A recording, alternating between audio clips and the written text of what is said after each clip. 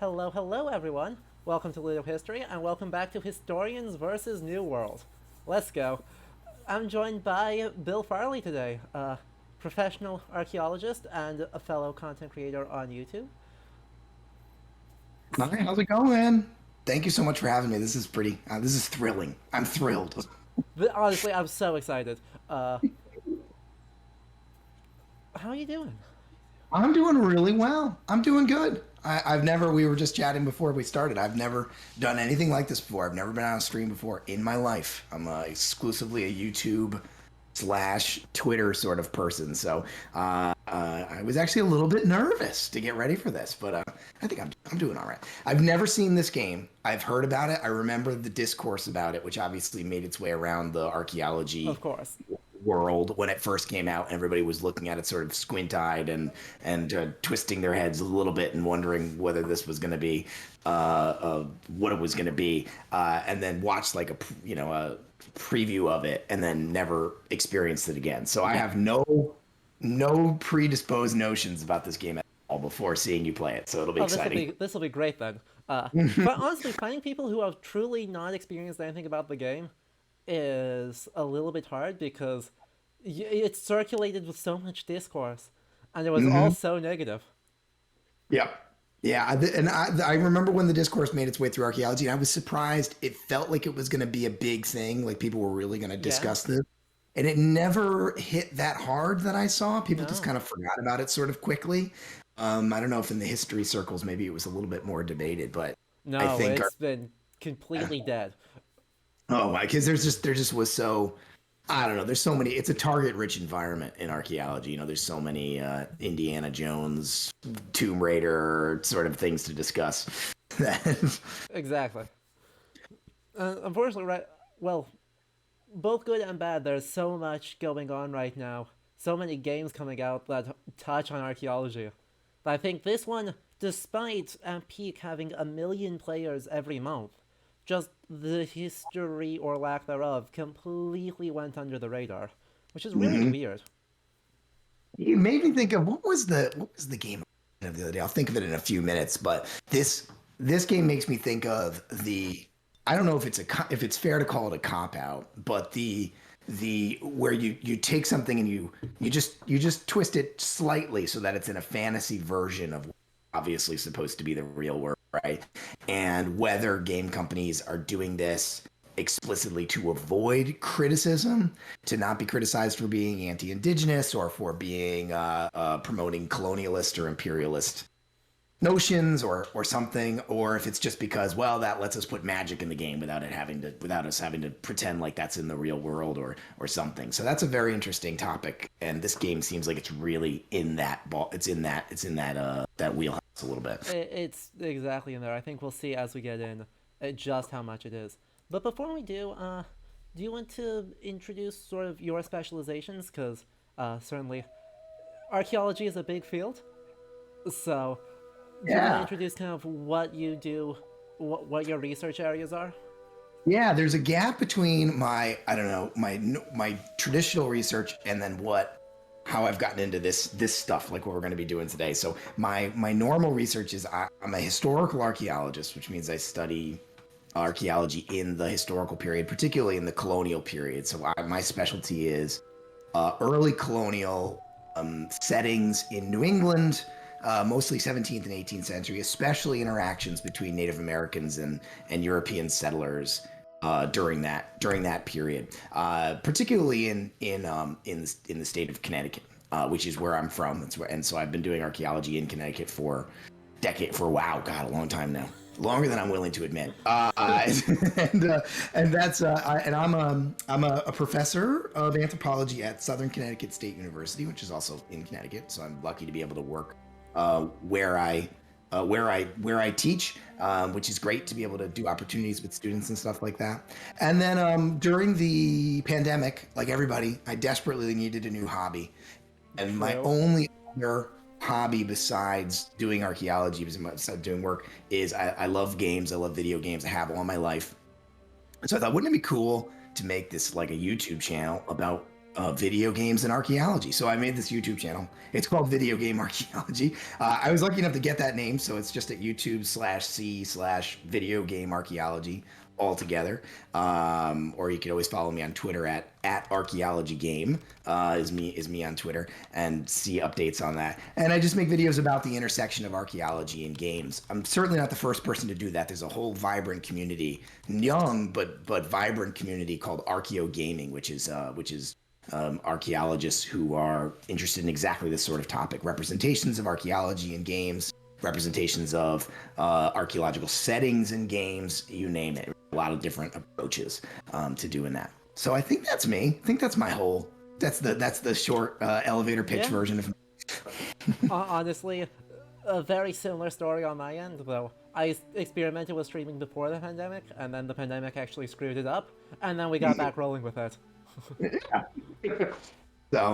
So yeah, and it's just been a thing I've done for fun, and the bigger videos that I try and do, which I would love to make more often, but it's not my day job, so I do it not as often, but I have a few of them, tend to be about trying to teach about archaeological concepts, so archaeological method or theory or even ethics. Yeah. Using video games as a kind of like avenue to do that. So they're sort of pedagogical. So if you're interested in learning about archaeology in a fun way, you could check those out. Awesome. Yeah, I mean, I find doing pedagogy with games to be super interesting, and there's so many different ideas on how to do it, right? Because I know mostly on the historical side, but like lots of people are experimenting with literally teaching historical events through both like designing games or playing games. The one that comes to mind is like Rob Hodden who's organizing the Middle Ages Modern Games Twitter conferences. Teaches like the investiture crisis in the I guess late 11th, early 12th century by having students design an asymmetrical board game. That's cool. Which is extremely cool, but I mean, in my incredibly sporadic video essays, I'm trying to do like similar stuff with thinking about internet moments, either like games, TV, Twitter, as entry points to think about like historical theory. And right, what are all the weird parts that people don't teach you? Right, not just the what happened, but right, what does it mean when I say theory? Yeah, well, I mean, before we started, before we went live, we were talking about we were getting into a little conversation about, public SciComm, science communication, value of that, and there's so much value there. Just in the sense that there's these huge communities. One of the reasons I wanted to get into it, and I'm sure this is true for historians too, right? There are literally billions of people who play games. Yeah, it's not even millions, billions of people play games. And how many people really know about archaeology or know about history past sort of what they learned in high school? Not very many, right? There's this gap there. It's an avenue. It's a route to reach communities of people who maybe would be interested in these topics, but they don't really have another way to. They're not university students. They're not whatever reading. Academic history books or something like that, right? They just don't have access to those sorts of things. But they do play Overwatch or something, right? I don't know, or whatever. They're big Call of Duty fans, right? They like games, and this is a way to reach those folks and maybe engage them with it they otherwise wouldn't get a chance to learn about. So it's a beautiful thing. I think it's cool. Yeah, it's super cool. We were talking also a little bit about just access to people, right? I mean, I got through it basically through YouTube, following other YouTube spaces. So, right, a few months ago, I had Blue from Overly Sarcastic Productions on in this same series. And, right, clearly proving that there's a market of, right, millions of people who like watching video content about history specifically. Mm-hmm. So I'm curious, in your, I guess, over 6 months of experiment now, how well do you think it's been working?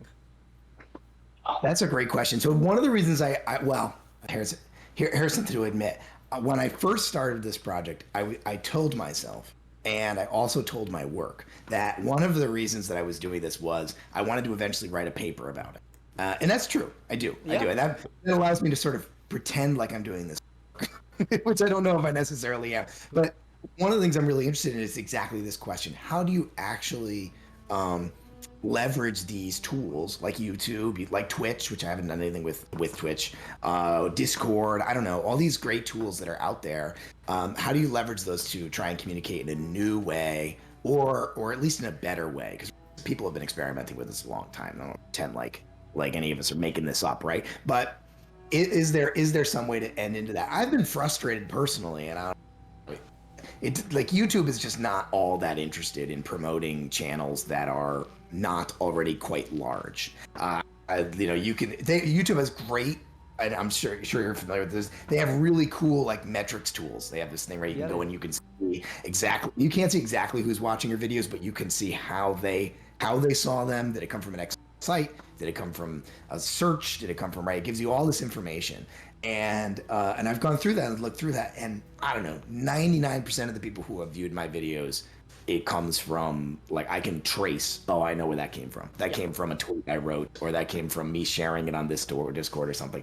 So just very little organic elements there. So it's a lot of work to try and build something. And like I said, I've been doing this for 6 or 7 months. I have about something like 350 subscribers on YouTube, which is not a lot. It's more than I think I thought I ever was going to get. And again, something we were talking about before we went on stream, it's more people than would ever show up at like an academic talk at a Exactly. conference, right? Right? But yeah, I want to see that. I'd like to grow that a little bit. Obviously, it would be that's the goal. Exactly, right? I think that's one of the big things, right? Academia skews the metrics so far, and to be like, oh yeah, like anything more than like 10 people is a raging success. Yes. And YouTube skews it the other way of anything less than going like mega viral with 300,000 views is a Yeah. massive failure. Yeah, exactly. Right. Yeah, it's like I just shared a tweet this morning that my the very first video I made just crossed 500 views, which is like in YouTube world that sounds like nothing. But That's a that's lot of probably people. yeah, it's a lot of people. That's more if I'm thinking about like a paper, a paper I've written that's in a really good academic journal. No way 500 people have read that paper. No way. And that's been out for 2 or 3 years. So in 6 months, this bizarre video I made where I didn't even have a microphone. I was like talking into my earbuds about Dark Souls. 500 Exactly. people have watched that. That's really cool. Yeah. And so that's there's trying to keep that into perspective of like I don't really have all that interest in having a gazillion subscribers or a million bajillion views. No SciComm person is getting that, and you really shouldn't aim for it. It's too niche for that. Ex- You're still reaching a lot of people who otherwise would never have access to this kind of information or this sort of stuff. So there's something really valuable, and so that's been my experience. Yeah. And I mean, I totally agree, right? It is niche, and I think there's a fun distinction between right academics doing SciComm and new media, and history YouTubers. Right, even the best of them, and there are some who are very good. Just the way that we go about like making content feels so radically different. That's a really interesting point because there are communities of people who are making stuff, especially in history. I think this is not as common in archaeology, but especially in history, right? There's people who are because history is like more, I don't know, broad than archaeology, I think. Yeah. Everybody has to study it in school. Everybody has a kind of natural interest in history to a certain extent. Some people maybe don't even know what archaeology is. But so there's people who are making content like who are making stuff that might be good history, but they're not historians. They're not trained as historians. They don't have academic credentials in history. No, And they've got like a BA in it, right? yeah, well, they maybe got to be, and it raises the question of is that good or okay? And I think it's fine. And like you said, some folks who don't have any degree at all in history are making fantastic stuff, Yeah, well researched, factual, with evidence, good stuff. And then there's other people who are making like absolute crap, right? that's true. Just absolute trash. And it's the Wild West. That's not to say that just because you have a master's degree or a doctorate means you're not going to make trash. That's not true. Oh, but I think we both know of more than a few people that have made absolute trash with a PhD. So yeah, I guess what I'm the long way of saying is I don't know what the relationship is with being like credentialed and making good science communication. I think that's an unanswered question. And one of the things I've tried to do is take more inspiration from people who make really good videos on YouTube that actually aren't academic. So there's, some of my favorite YouTube creators who are making stuff about games, but they're like, games analysts. They're people who make games or whatever, and they're doing reviews and stuff like that, and sort of trying to learn from what they do and how do I apply that to something that's speaking about more of an academic context. That's one of the things I've been trying to do. Even not even so much in terms of content, but in terms of style. Yeah. How do they cut their videos? How do they play with audio? How do they use music? How do they use sound effects? How do they integrate gameplay? How do they literally structure their essays and how they're written? Because some of those folks they're really good at that. They're really good at that. Lot to learn. There's a lot to learn that science communicators maybe don't. We're not taught how to do that. Yeah. I was taught how to do that. It is basically a completely unrelated skill set to can you do research. Yeah. It's even a completely different skill set than can you make a good conference paper. Totally different. Yeah, because a conference paper is not structured like a good YouTube video. No. Not at all. If you try and do a conference paper or a YouTube video like a conference paper, it's probably going to be kind of boring. I don't know. Maybe not. It But can be fine. One of my best performing YouTube videos is basically just a lecture with a PowerPoint. But it's on a topic. That's one where I feel like I really nailed the topic because it was about Loki, and everyone freaking loves him. Yep. Even though a super difficult figure to work with. So, use the exact topic as a way to get around some of the, I guess, stylistic and scripting challenges of, it's an hour-long lecture. And that's another challenge with trying to work the algorithm for better or worse, right? If you're thinking about, I want to try and make a video that's going to be popular, one of the things that I think normal content creators, people who really know what they're doing, they know how to react to news. They're going to write something about a show that's big right now or a game that just came out, which is a very different pace to what I think academics are used to, right? As an academic, it's like, anything I'm publishing now is actually research I completed like 5 years ago. And that's how long it takes to percolate to the point where it actually is published in a journal. It's a slow pace. And that's not necessarily good or bad. It just is what it is. And to make really good content on the internet, you can do that. You can write about stuff that's 20 years old, or write about a game and make that interesting. But if you really want to pull in people, it helps to be writing about something that's current, right? I made a video a few weeks ago about an episode of the Book of Boba Fett. The first time I ever played with this, I think I'm going to make something that's like a reaction to something that just happened. There was an episode of the Book of Boba Fett that was very much engaging with issues of representations of indigenous people in media, and it was in westerns and stuff like that. It was sort of in the wheelhouse of things that I teach about. Although speaking as an outsider, because I'm not an indigenous person, so I'm not trying to speak about it as from that perspective, but just from somebody who teaches about these topics as an anthropologist.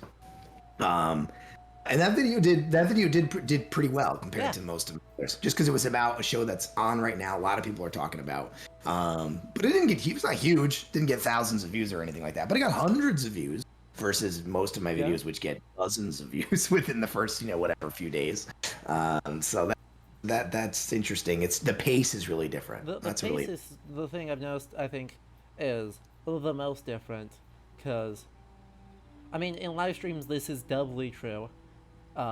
Because for the most part, I don't know anything more about the game what we're going to see today. I know a couple of things, but we're going to also be doing some new stuff. Main story, I hear there's a fight club that I need to go do for the main quest right now.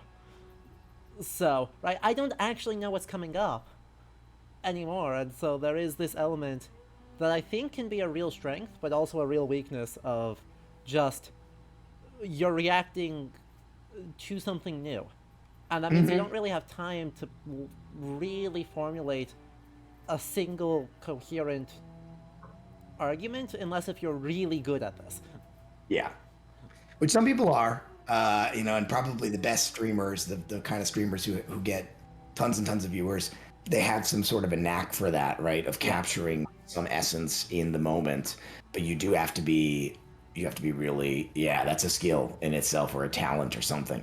And like, yeah, right, it's not something that academics to do very often. I guess that there's probably corollaries to that in regular academia, right? Being on like a panel or a or even in a discussion in a class. Maybe it's something Yeah, more like, class discussion is probably honestly the closest. Because yeah, even being on a probably. panel, right, at least I have 15 minutes where I know what I am talking about. After that, it's anyone's guess. But I like about that one little chunk where I definitely know what I'm doing.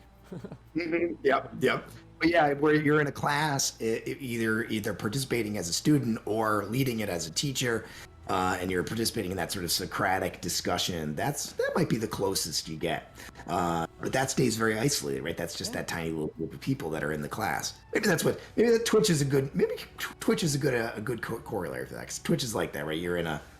You've got a handful of people, most people, right? Maybe a few dozen Yeah, people. Most people are not, I don't know, one of these stream exactly. react. You have a million people on their stream, right? Just the We, so it's we it try has, not to all be XQC, thank goodness. yes. No, please don't, please don't, please don't. Although it would be nice for a stream like this to have that kind of audience, but if the only way to do that is by acting like those guys, that's not good. Yeah, I'm not. Don't think that's worth it.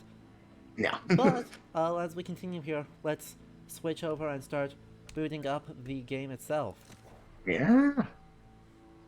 I'm still extremely fashionable, as you can see. You're looking good. I like the hat. Thank you. As a reminder, Yeah. chat, in this moment of downtime while it's loading, if you want me to change my gear, or hot takes, ice cold takes, design discussions, any of that stuff, remember you can check out that channel point discussion by clicking on the box, the little circle below the message box in chat. Most of change, and yeah, I'm leading the charge there with the most egregious available history degree, or barring that, your most egregious gun. Well, I don't have any history degrees, so I'm afraid we're gonna have to go for the bright blue shiny gun. That is really something. Isn't it? Let's see what all this other new gear is too. See how bad we can make it. That's just a shield. That's no fun. Oh good, we got another hat. That was a goofy looking hat. That had some potential. Yeah. Oh man, this has got like such. Gorgeous. Oh, that's real goofy. Excellent. Magnificent. That's fat. That's fantastic. Wow. I love how bad it clashes. Oh man, this has got classic sort of modern video game trinketitis, right? Like I just that item menu that's just the little squares full of junk. Oh my god. Oh yeah. Cyberpunk 2077, Fallout 4. Honestly, I expected this gun to look worse. Oh, that's because it didn't equip. Oh yeah, yeah. There we go. There we Oh, go.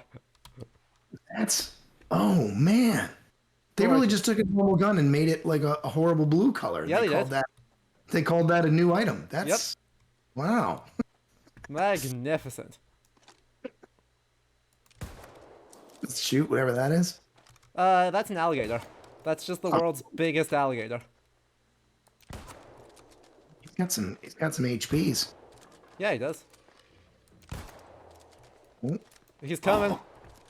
Well, I don't think you're. I think you had this. Oh, you could. That's a Dark Souls dodge. Oh yeah. That's wow, realistic. Oh, and now he's running away and is at full health again. I'm glad I used all that ammo. Oh man, online games are wild. Isn't it truly spectacular? This game has been a whole lot. Because turns out making MMOs is hard, and Amazon Yeah. was not very good at it. Yeah, it's very interesting to think about. And this game had so much hype, probably because Amazon is, has the GDP of like most countries. So like they just created that hype. And then the game itself was, in this weird nebulous area of not being absolutely dreadful but not being good. It's just in this bad, I don't know, because if it was really bad, you could at least like make fun of it, and just have you could just ride on that. Exactly. And instead, we're in this weird space where it's almost bad enough, but in ways that are not actually necessarily fun to talk about. Some of them are very fun to talk about, but not all. Oh, we got a huge map. Enormous map. Right? Yeah, so I Like know a nothing. kilometer is about like from here to here. So it's like 15 kilometers across. So yeah, I think that was before we went live. We were talking about I've never actually seen this game. When it was first announced, there was a trailer for it, but it was like really early trailer, which didn't really show anything. I watched that, and then I remember when the game first came out, it created a little bit of discourse in archaeology, Twitter, and places like that. A little bit, but less than I think I expected there to be. And then I just kind of forgot about it. So Yeah. so I'm totally blind going into this, or very close to blind going into this, in terms of what to expect. I know it takes place on some sort of island that's like fantasy Caribbean, right? Yeah, so we'll see. The environments throughout are wild, truly wild. But the supposedly, according to the game's marketing and some of the internal information, we are either at the end of the 16th or sorry, end of the 17th or early 18th century. Okay. We are on the island of Aeternum, which is somewhere in the mid-Atlantic. It basically is on top of the Azores, according to the map in the opening cutscene, and nothing else. But Alright. this mystical world that is surrounded by a perpetual storm, and in which nothing can die. Everyone lives forever. Oh, so they did that again. It's exactly like Dark Souls. Is what Oh you're yeah, saying. it is exactly like Dark Souls. That's my favorite. That's my favorite video game joke. It's a classic, and unfortunately, it is right. It's true in almost all cases. Exactly. Every game since Dark Souls is exactly like Dark Souls. But that need to make it like a part of the Ludo narrative. Speaking of to the name of your channel, Uh-huh. part of the Ludo narrative of making it so that your character there has to be a reason why they respawn after Exactly. death. And, Right? There has you to be know, a reason why you can fast travel, and a reason why there are no mounts in in this MMO, and Yeah. a reason for everything, even when we You know- really would prefer there isn't. back in my day, when Mario fell in the hole and died, he just you just started back at the beginning of the level. You didn't ask questions. Exactly. Also, yes, we are in the 18th century, which is, you can tell because this guy has whatever this face is. Yeah, I was gonna say the material culture is gives me a vaguely 1700 vibe. Exactly. I guess I had the impression it was going to be 17th century because I guess I associate Caribbean colonialism Yeah. with that here. No, the marketing of the game does say 17th century, but Newton already lived, which means we're 18th century. Yeah, and Newton gets mentioned in the game explicitly. and just the clothes and the guns and stuff Yep. are not really 18th, but that's kind of I think what they're supposed to evoke. That's what it looks like to me. Yeah. Like Ah. that's not a flintlock rifle. That's something later No, than that. it's a well, it's Is it is a flintlock? flintlock. It is a breech loading flintlock. Okay, why not? Does that make any sense? No. But No. here we are. It's a fantasy world. It's okay. clearly got a flintlock firing mechanism. Yeah, it's got the frisson. Isn't that what that thing's called? Yeah. Good lord. I swear to God, I studied battlefield archaeology for years, and Oh, I don't God. remember. I think that's called a frisson. Frisson. So one of your viewers is definitely like a serious reenactor and is yelling at us right now. Oh, almost certainly. Niram, please don't correct us too hard. Anyway, the first place I wanted to go here is our archaeological site.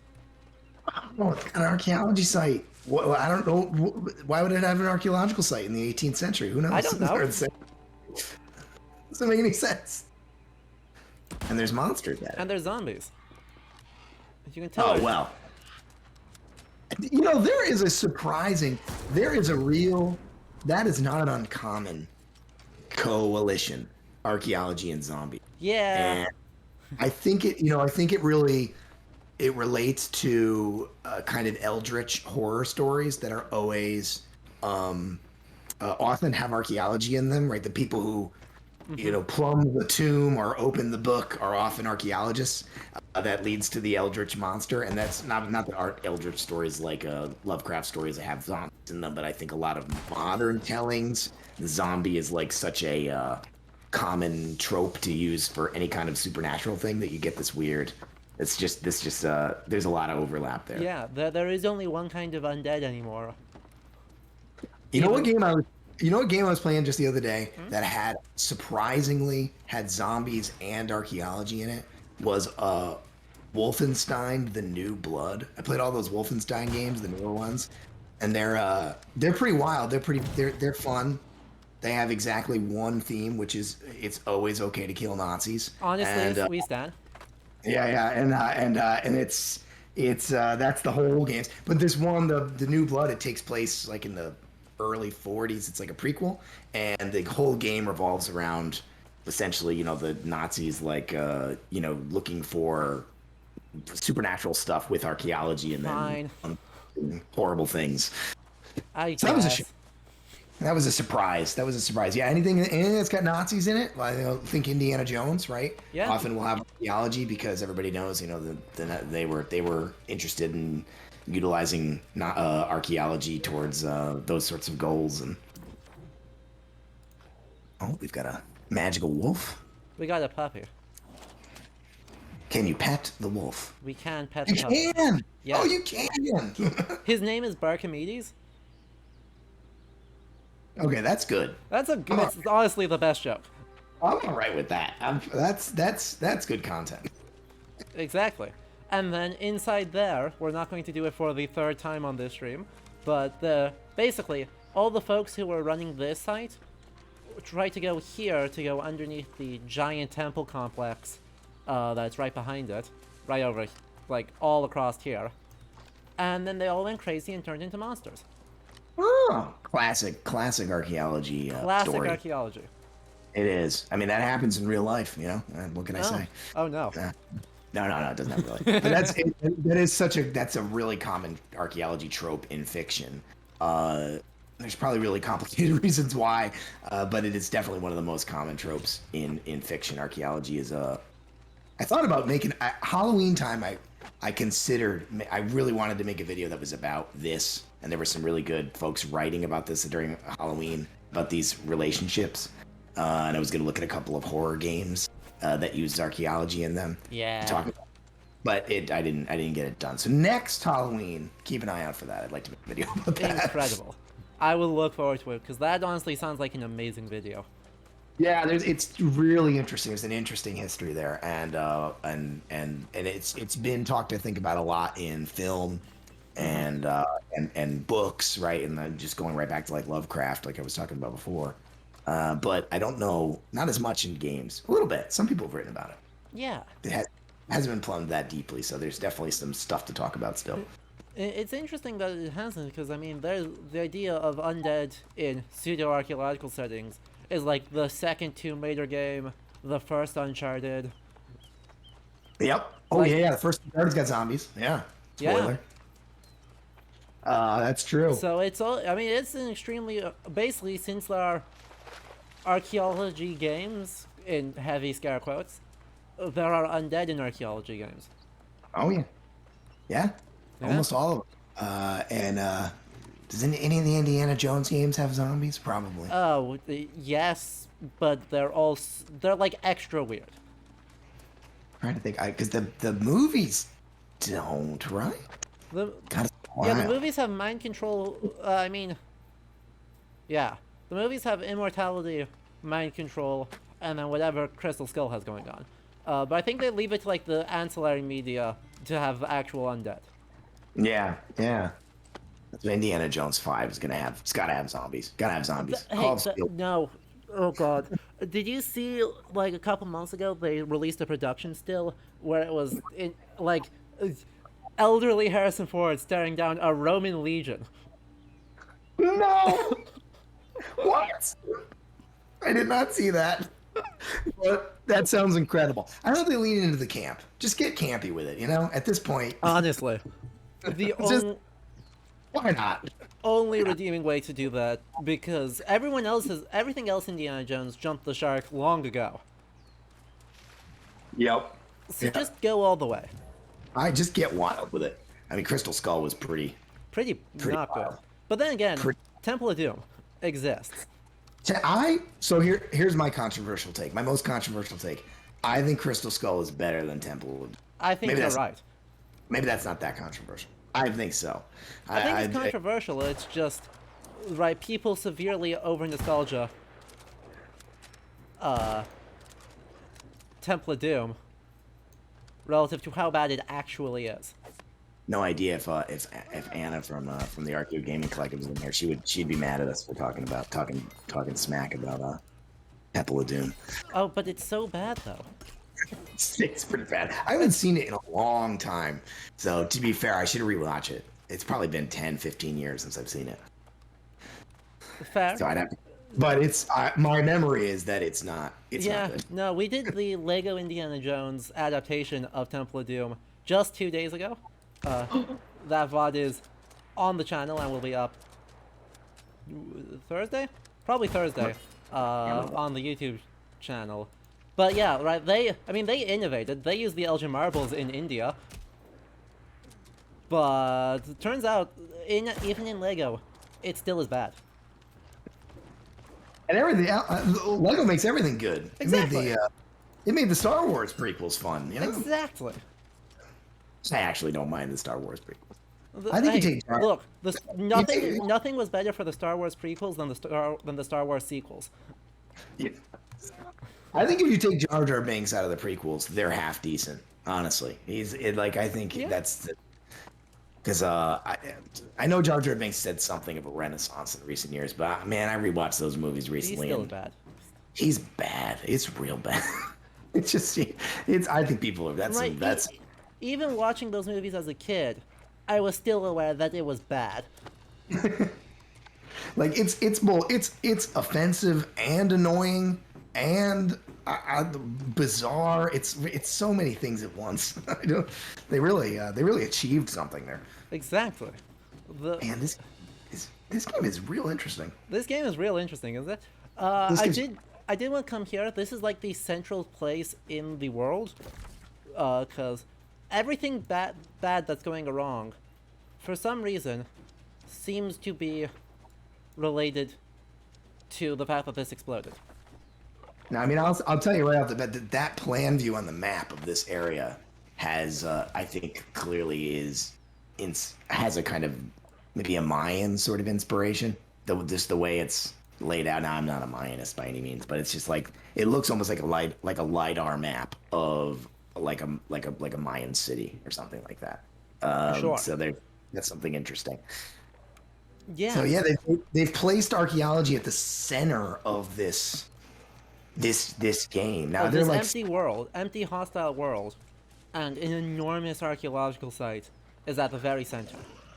yeah, we were talking about before the stream started about whether it is in fact a cop out for games like this to set themselves in like these just slightly fantasy worlds, you know, so that they don't have to, or they think that they don't have to deal with the consequences of their representations of different places and groups. And it's I don't know. I think the jury's still out on that. I don't think it gets you away from it completely, but they kind of step on their own foot when they say, "Oh, the world's empty. There's no people here. This is a totally empty place that's being settled for the first time." And then you put a bunch of archaeological remains on it that obviously suggest that there's some sort of deep history here of some sort of group that came before your colonial cosplay guys. Yep. Colonial cosplay.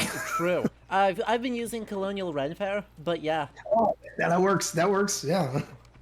Either way you want to slice it, it is. And right, they're clearly we're like, oh yeah, look at all this ancient civilization that we hopefully have called the Ancients, who made all these statues that are completely uninteresting to look at, and who enslaved all of these people and made them immortal.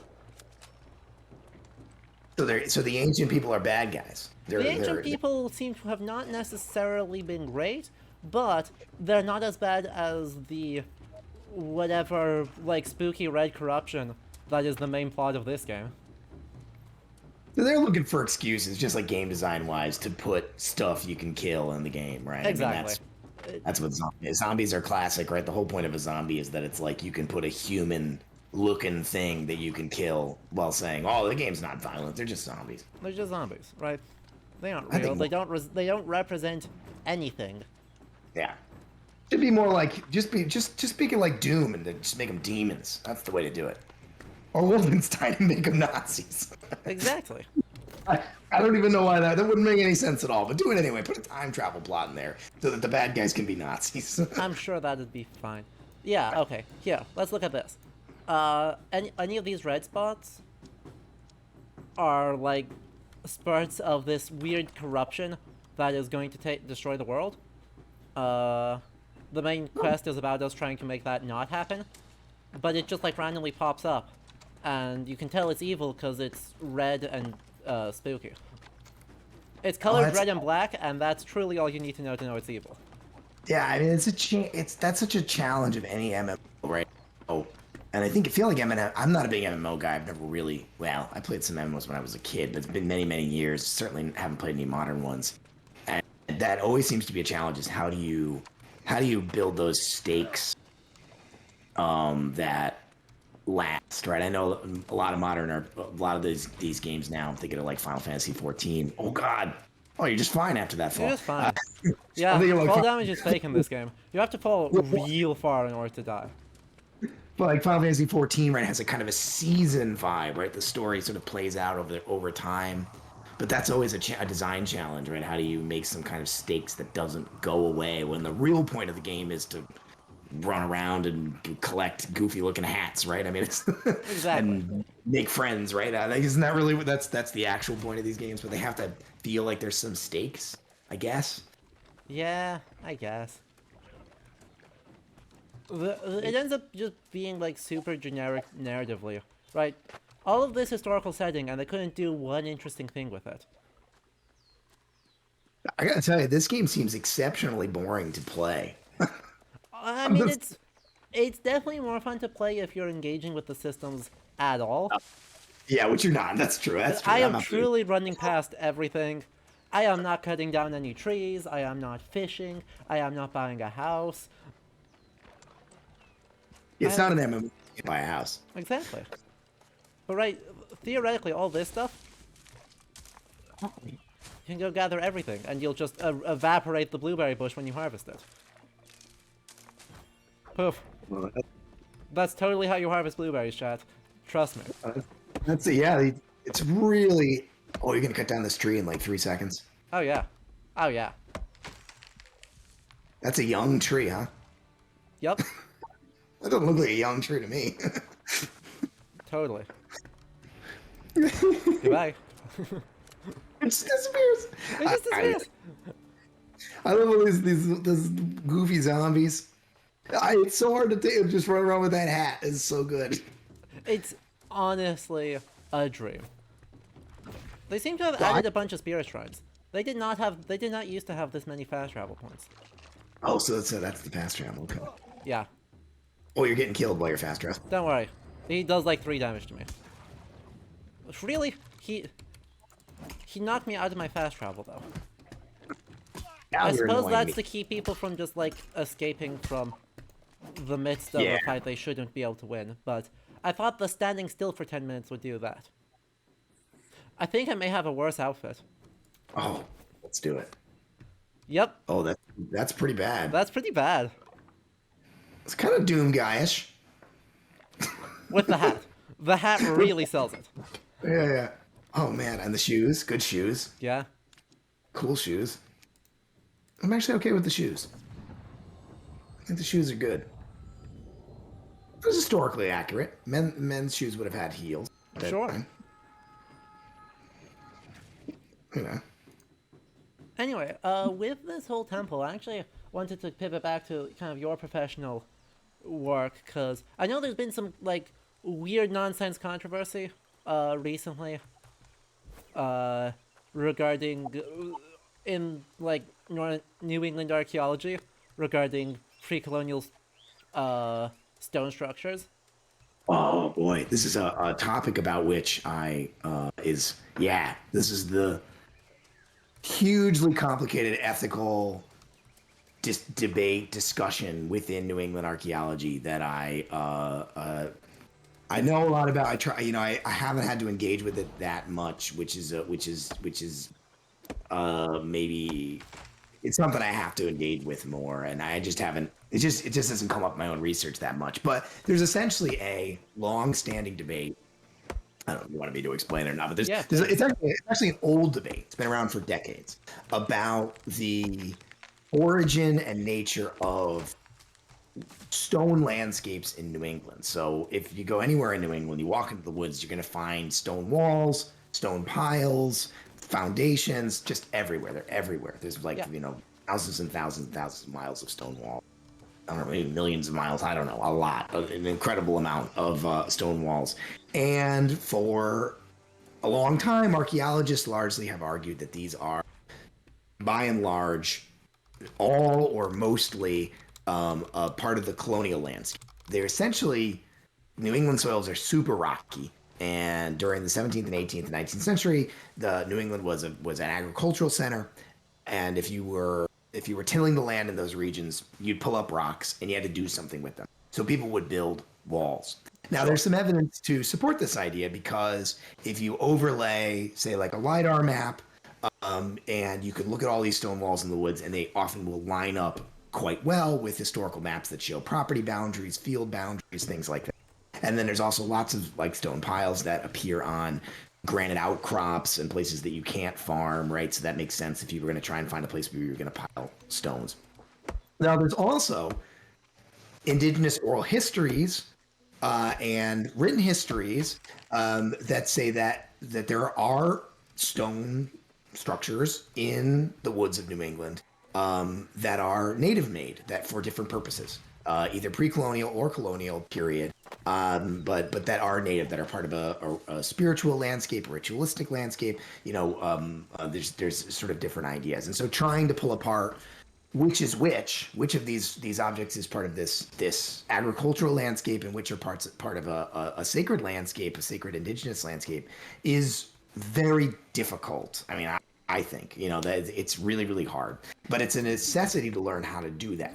And then the controversy comes in the sense that there are people who are all over the place on this. There are archaeologists who think there are no or very very few native landscapes out there, and it's all colonial stuff. And then there are people who think that it's mostly native stuff, and not a lot of them are colonial landscapes. And then people who think maybe it's a complicated mixture of the two. I would put myself in camp, actually. I think it's very hard to discern which is which. And so, it has to be approached collaboratively. You have to try and do this with some sort of collaboration between what we know from archaeological knowledge and method and what we can learn from indigenous people and their oral histories and their understanding of the landscape. And that's the challenge. But actually sort of making that happen and how to do that is very fraught because there's long-standing politics at play here, and the fact that all of that land is at some extent taken from native people, and so shouldn't they have a claim to it and be able to understand that landscape the way that they say? That's sort of the challenge. Now, some of the deeper history, I'm going on and on. You can always tell me to shut up. No, Some of the deeper please do continue. I'm just doing a fight. an additional angle and challenge to this is that there's a long history of really bad actors who have been saying untrue. I think some of the archaeologists who are really unwilling to explore the idea that some of these structures are native made are reacting to a period when there were a lot of pseudo archaeologists and frankly like really bad actors who were claiming that some of these landscapes were in fact actually made by like pre-native European settlers. You pick your poison. Your lost tribe of Israel, your Phoenicians, your Celtic monks. Vikings. The Vikings. I'm a Norse specialist. We got Vikings, so many Vikings in Boston. Boston and Rhode Island. There's the Viking Tower, which is actually Dutch. oh, that's supposed to be Dutch. Is that what it is? Newport? I think so. Yeah, right. Yeah, the Newport Tower. It's actually supposed to be a windmill, right? Isn't that Yeah. what people think? Yeah, but people have been saying forever that Viking Tower, right? So that's been around for decades. People have been making claims about these that are really gross, right? And actually undermine native people by saying, oh, native people aren't actually making this stuff. They're being made by some thousands of years ago Europeans, right, who predate you or whatever. And that's clearly all horseshit, right? So it's just such a complicated issue. It's such a complicated issue. It's one of the big ethical challenges in New England for sure. So I'm just trying to stick with description here rather than getting too much into my own feelings about the ethics of this. So people can sort of just think about it a little. So, yeah. Well, I don't know. So that's what I got. I can't actually see the chat, so I have no idea what people are saying. If anybody's got any thoughts on them. Looks like that was Oak Island. And oh no, mound builder theory. Oh yeah. So there's Mount. Yeah. It's all yeah. If outside of this region, anywhere where there's mounds, right from the 15th and 16th century, there are European settlers who are coming up with any excuse they can come up with whatsoever to claim that any substantial structure in North or South America must have been made by anybody other than indigenous people. Oh, it must have been made by the Lost Tribe of Israel. All the same actors, right? The Phoenicians, the whatever, yeah, right? Which is, of course, we all know is not true. These things they're just made by indigenous people. It's the Occam's razor. It's not that complicated, right? It's made by people who've lived there for thousands of years, many thousands of years. So that history is such a long one. Archaeology has played a role in sometimes refuting those bad actors and sometimes supporting those bad actors. And so there's a long-standing distrust between a lot of indigenous people and archaeology for very reasonable, for good reasons. Yeah. And that creates a challenging environment, ethically speaking, and how do you actually approach these things? Mm-hmm.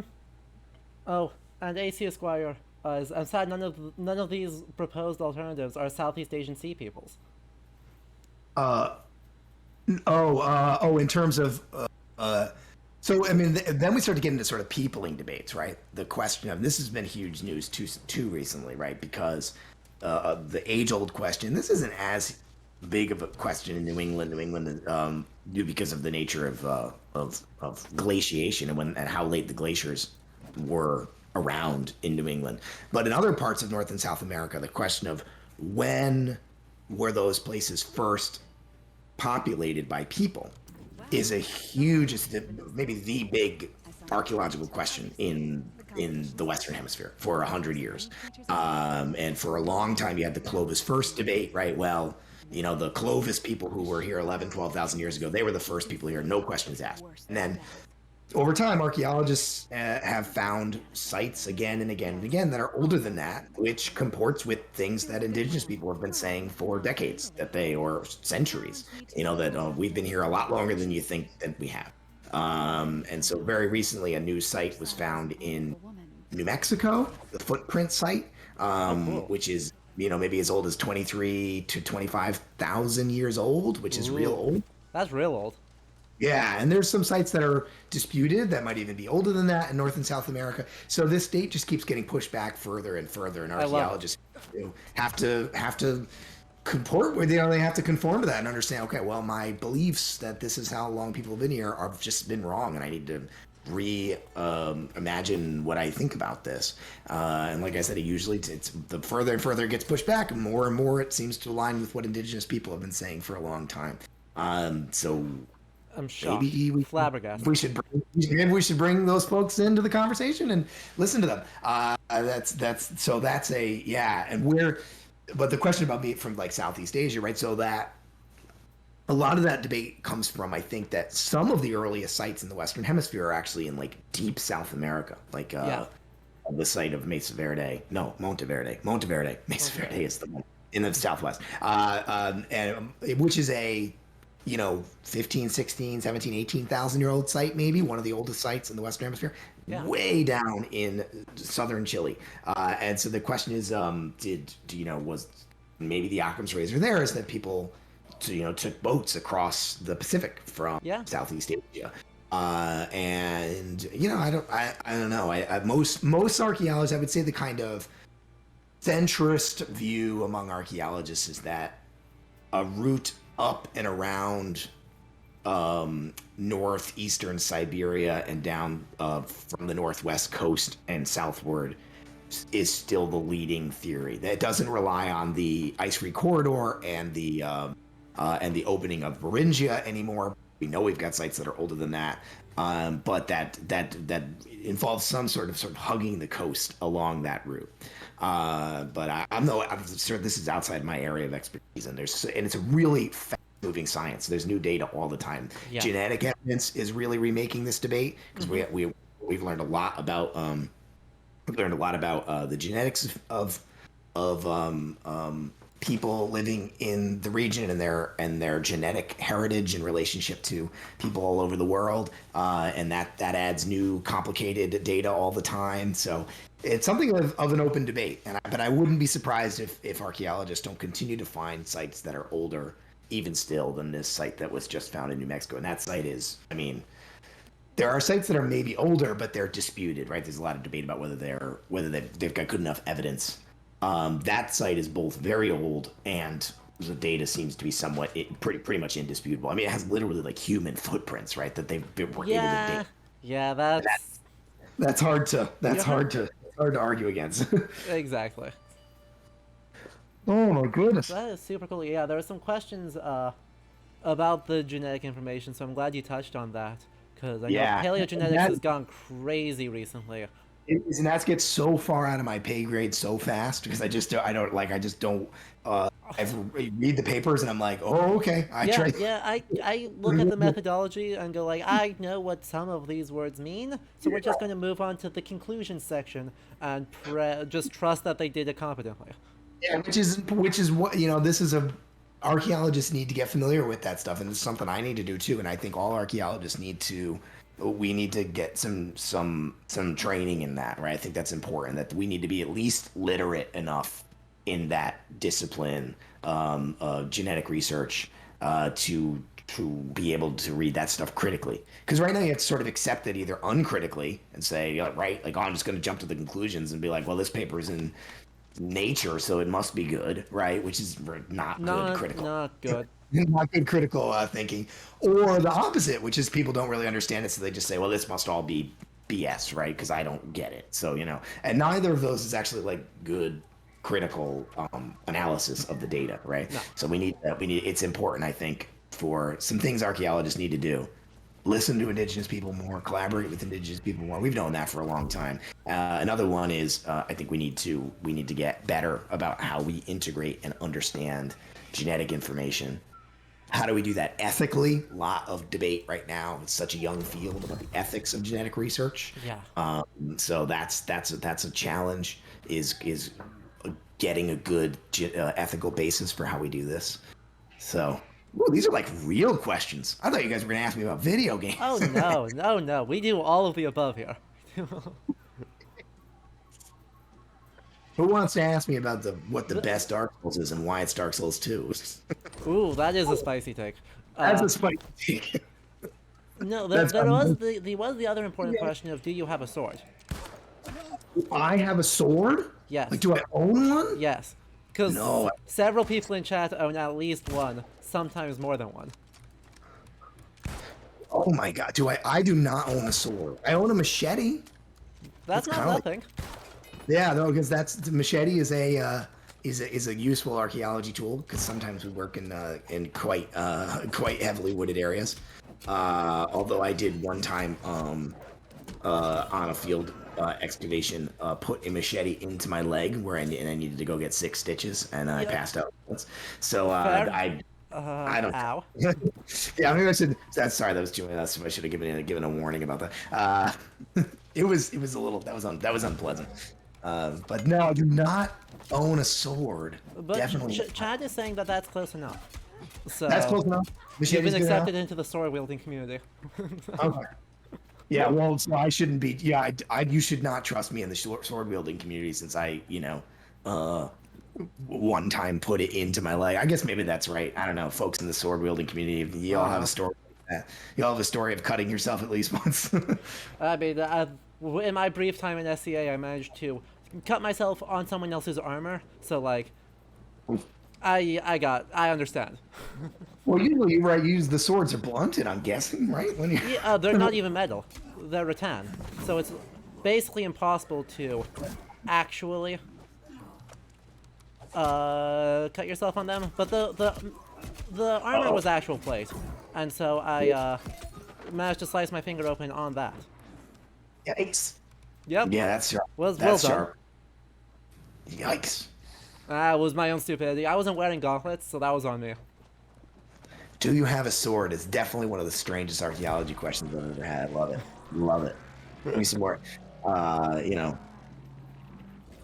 we can talk about archaeological ethics. We can talk about again why Dark Souls 2 is in fact the best Dark Souls. Honestly, I want to hear this take now.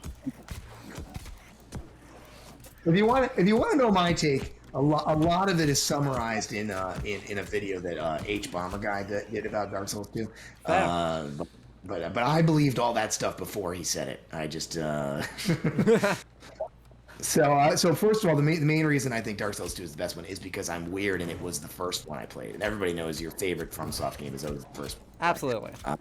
And so it was the first one I played and got through, so it has a special. But I just think it has a stronger narrative and theming than any of the other games. It's not necessarily the most fun to play. It's not necessarily the tightest mechanically, but I think it's got the strongest world building and narrative, and those are important, I think, in those games. So that's my case. I can respect that take. I don't know. What's your? I don't. Do you have a favorite FromSoft game? It's Dark Souls 1. Oh, Dark Souls. That's Right, Dark Souls 1 is the vanilla take.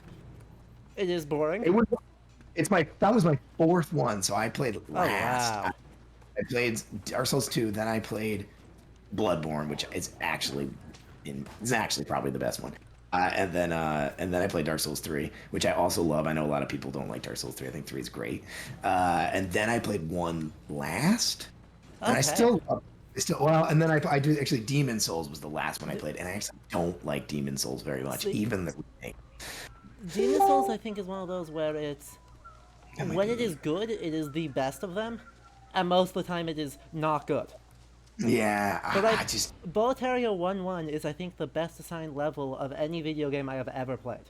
that is it starts really strong, And then it just goes off straight off a cliff and stays in the abyss.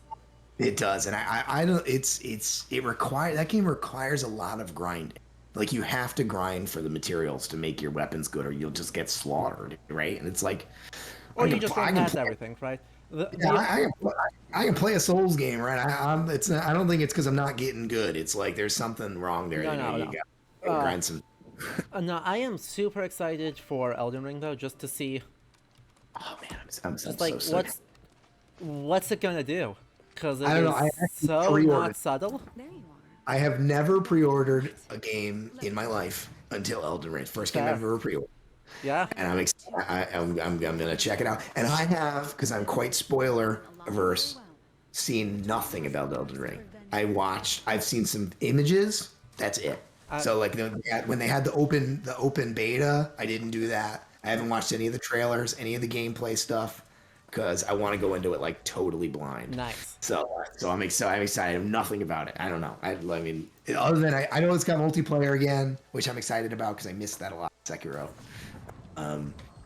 I miss being able to be summoned and summon. I just think that's a really fun part of the game.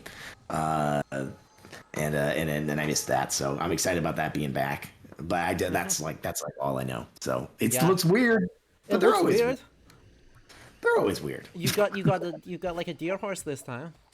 Yeah, I know that it's got the mount thing, and I know that it's got some like sneaking, sort of Sekiro, Metal Gear Solid stuff, which is I could take or leave. I mean, but I'm boring. I'm glad that they're giving you more ways to approach it, right?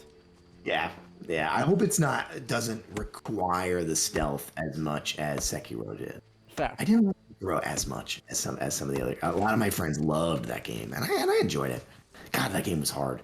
We're gonna play it on the channel eventually, but there's this problem of like history games where they keep releasing new ones. Yeah, I mean, we were talking just before, and I think in the interview, I don't remember. Immediately lose track of time. But right, this challenge of in order to attract viewers, you're playing relatively new things, right? And you want to engage with whatever is sort of new and experiment with that pace. And that means if you miss something because you played something else, when do you go back to it? Yeah. I mean, the nice thing with the FromSoft games is those are so like universally loved that you might be able to get away with doing streams about something like Sekiro, and people just people love those games, so they might forgive you for it.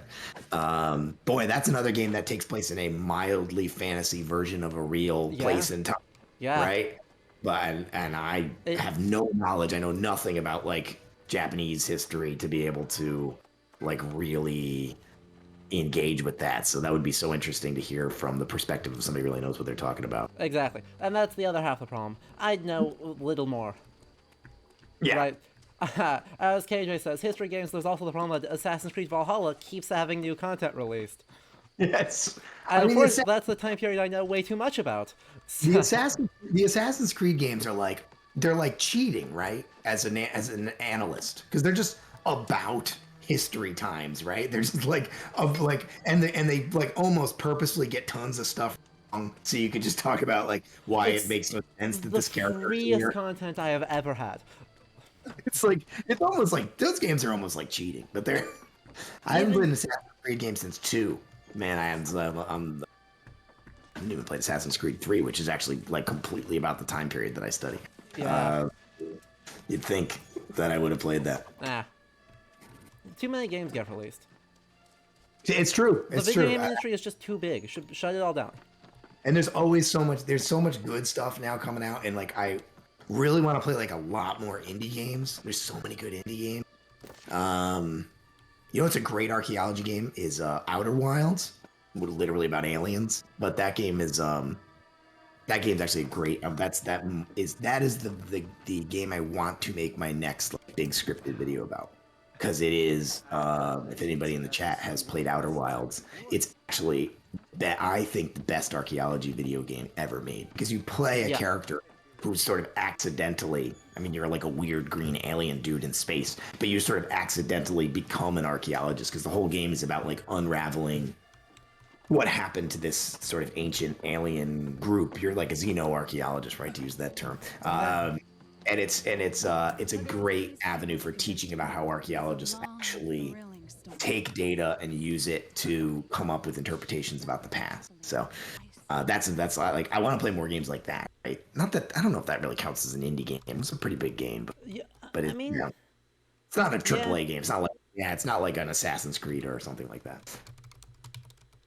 Or God of War. God of War was a fun game. God of War is what I'm playing right now. It's one of the other games on the channel. And that's kind of in your wheelhouse, right? It's super in my wheelhouse.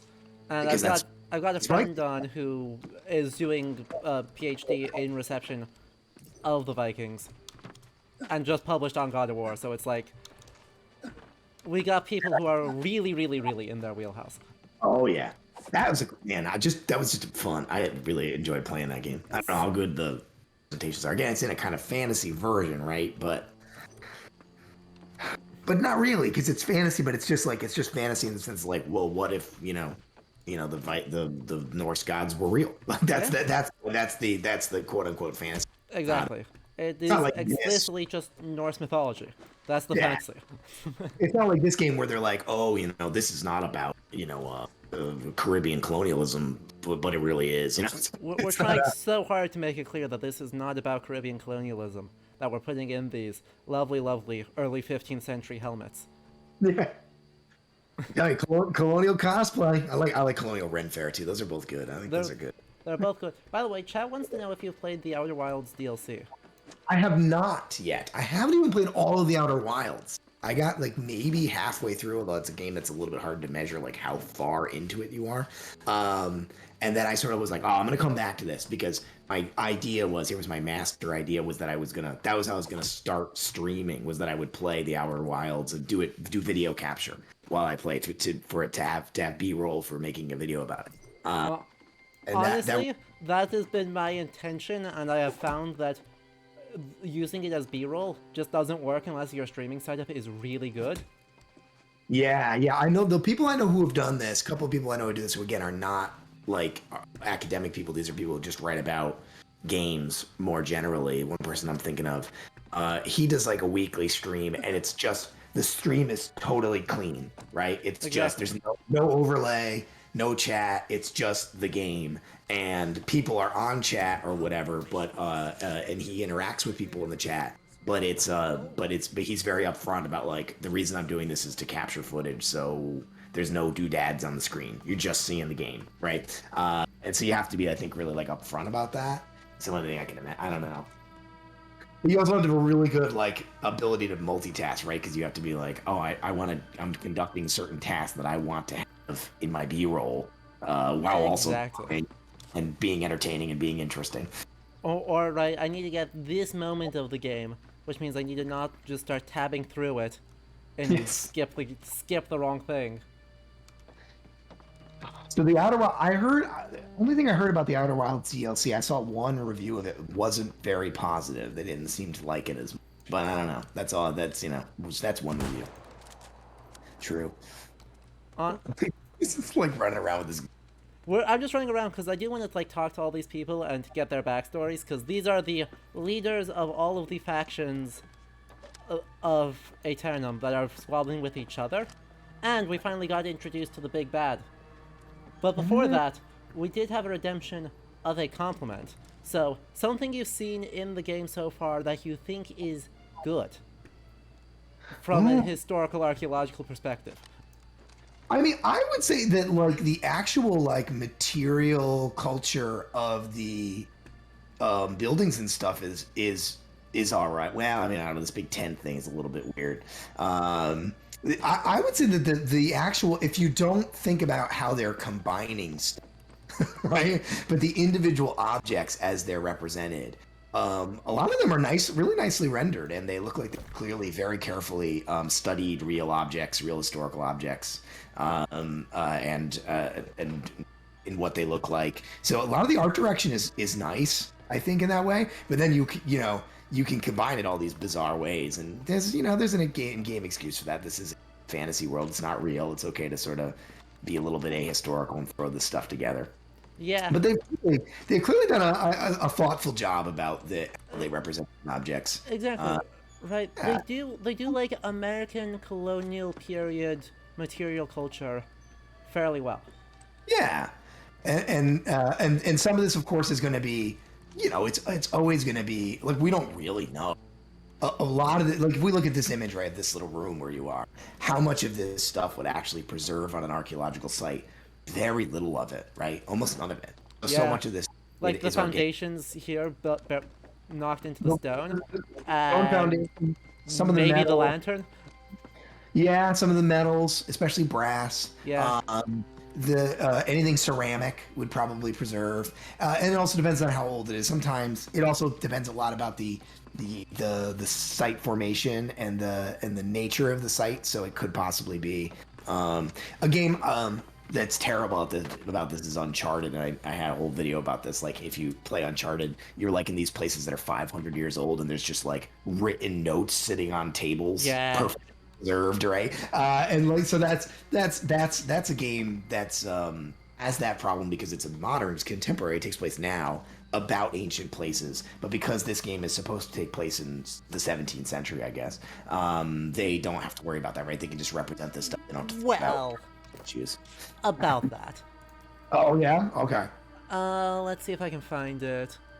I believe it was Monarch's Bluffs. So, we're in the, 17th century. Here are ones about King Arthur, composed while King Arthur is alive. Oh, yeah. In perfectly clear writing.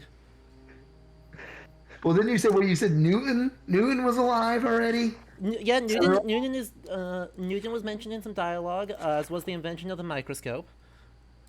so it's all over the place. It's all Oh, over the place. oh yeah, right. Because this is basically Aeternum is the every island off the coast that exists is just Aeternum, right? If there's an island off the coast from European folklore, it is Aeternum. And Okay. so we have Romans that have arrived. Oh, nice. We have Vikings that made it. We have, for some reason, someone from the Zhou dynasty, Oh, fun. the Taiying Empress, which is not how that works. We'll talk about that eventually. I'm going to get someone who specializes in Qing dynasty, but has been looking up some stuff for me on Ming period and sort of, the question of could a Chinese junta actually make it to the Mid-Atlantic plausibly? Because it's all Ming dynasty material culture. But yeah, for some reason there's someone from the Zhou dynasty who's like still around. So it's got that Assassin's Creed vibe of just like, let's just throw a bunch of cool stuff in there. Specifically, it's right, no one can die here, and so everyone has been around here forever. Oh, so you can literally steal. Okay, so there's like Romans and they've been there. They've been here. This dude is a Templar. You gotta have the Templars. That's important. Exactly. That's why I want to talk to them all. This guy's German. She's apparently from... Actually, I need to talk to her again, because it sounded like she was maybe Ottoman. She's got a cool hat. She's got a good hat. But right, everyone's got early modern... Everyone's gone... Well, this guy not so much. But everyone's got early modern Euro material culture. Or Ren Fair material culture. That would make some sense. Right? I actually think I like that, because I could think of an older sort of game where, for some reason, the Roman guy would still be wearing like Roman centurion gear, That's right? bad. And they're like, well, these people have been here for hundreds of years. Why wouldn't they dress like now, right? Yeah. Like why? So they're not timeless. They're not like stuck in time. I think that's actually kind of that's okay. It's okay. I think what I would prefer is if there was some evidence that, fashion on Aeternum was notably diverging from old world fashion because there are so many people from so many places. The real answer is, why the heck would everybody agree? Right? Why is everyone Euro? Why is everyone materially Euro specifically? Yeah, let's all wear stuff from England circa 16 whatever, it's a little bit. Why wouldn't this have its own unique weird combo of all those things, right? That would be hard to do, but boy, if you get some great designers, you could do some cool stuff with that. Amazon's got that kind of money, right? Amazon's got that kind of money. Hire some cool designers to like come up with like what a fashion would look like that was some strange amalgamation of all these historical styles, melting pot together for hundreds of years. You can do some interesting stuff with that. I thought of another compliment. I thought that dodge roll looked like it feels pretty good. Yeah. That was like a real decent dodge roll. Looks like it's okay. Also, religion exists in this game. Oh, I'm sure that doesn't get weird. Sure, that never gets weird. Yep. Our Templar here was chasing relics stolen from Jerusalem. I'm not sure they ever even existed. They never acknowledge Christianity exists in this game. They have never used the word Christianity or God. After a storm, we ended up It seems like it's a little bit I think it's a little cowardly, right? They seem to have really tried to dodge every possible controversy that they could, right? We're just not going to engage with the idea of there being indigenous people. We're not going to engage with the idea of like clashes of religion. We're not gonna, anything that could be Isaac fucking Newton is allowed to exist. Yeah, and so it's like they took the kind of safe parts of an Assassin's Creed game. But I think the one thing Assassin's Creed games do is they do tend to, I don't know, they try and get into that stuff. I don't think they do it in an amazing way, but they at least try, right? They engage with it in ways that are hopefully meaningful. So there's a kind of a chicken shitness that I dove overboard into So the that's sea. I mean, we were supposed to be saying nice stuff. That dodge roll looked like it feels pretty good. That looked pretty good. That's got a nice. Looked heavy. Looked weighty. Agreed. Do you get iframes in that dodge roll? Yes, but not many. Worse than death. Marriage to an old man. Sorry, I'm just looking at this person's thing to figure out when she's from. So she was on a ship bound to presumably slave markets in Tripoli, They did not know. Okay. and then I can see the was word sent salt. there by the Sultan Yes, although he didn't want to. in He was a good Constantinople. man, mostly. Ooh, Which that's a means lot. we gotta be post 1453. But after I stabbed Okay. the prince, he faced great Okay. Well, when did depression. Newton die? Disappeared. Like 1713 or something. Well, Early 1700s. he challenged me to a duel after I stole away. Dueling Farley, culture his exists, so fiancée. that pushes it even later, though I don't know Ottoman Is it dueling my culture fault that my all that beautiful specifically. Fatma I'm gonna say she arrived here within like the last 100 years. She's one of the later, because these people are people who've been around here for a long time. They're like the representative heads of their factions. So our Templar is the head of the Covenant, and all the factions are player control or player presented. So yellow is Covenant, green is Marauder, who are basically it's Protestants without God, is the Covenant. Alright. The Marauders are There's who nothing to need- pull off. we believe in our fists and nothing else. And then there's the Syndicate, who are rational scientists who don't super like ethics committees. They have them, they just don't like them. Okay. Alright. Yeah, Why not? Why not? exactly. How did you come here? You got hit by a cannonball. Okay. Okay, so going from Germany to England gets sunk by the Spanish. So 16th century, probably. Yeah, Probably yeah. late 16th century. that would make sense, I think. Cool. So This is yeah, what this our is- oldest this is- person is medieval. This is our task for tonight is to figure out exactly what year this game takes place in. Oh, it has been an ongoing quest, and if I ever get to talk to a developer, that is the first question I ask them is, what year is it? I just feel like we've got some skills to bring to this debate that the Exactly. average player might not have. That's Oh yeah, and by the way, we arrived here recently, like within, I mean, IRL time 6 months, but we are part of the most recent wave of arrivals. okay. So So So what's your character wearing when the game starts? like a shirt, just a linen shirt. It's not obvious what period that comes from. Uh, That would The opening you- cutscene makes it pretty clear that it is early modern. We are on either caravel or frigate. Right, so it's gotta be a frigate. I think there were too many masts for a caravel. So it's like solidly back half of the early modern. Colonial period. And yet the guy that they're talking about here, Thorpe, was the captain of our boat, and he's also the guy on the title screen. The conquistador on the title screen. Why does he look like a conquistador? Because presumably he's, I don't know what the equivalent would be, but a weeb.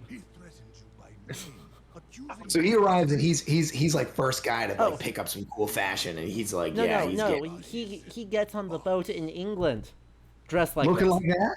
Oh, And the boat wrecks, and he fucking dies. And then he comes back to life as corrupted. oh, so he's a bad guy. He is the big bad. Well, he just gave you like a present. This, He gave you. this, this guy's our friend. He's the person in charge. He's our boss. Oh, okay. Yeah.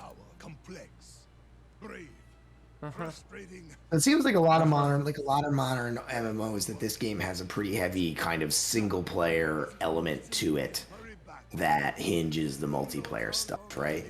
Yeah. Yeah, which seems to be how most modern MMOs do things. I mean, I guess they've been like that a long time. That's how WoW was, right? When it started, you went and did all your little quests and stuff.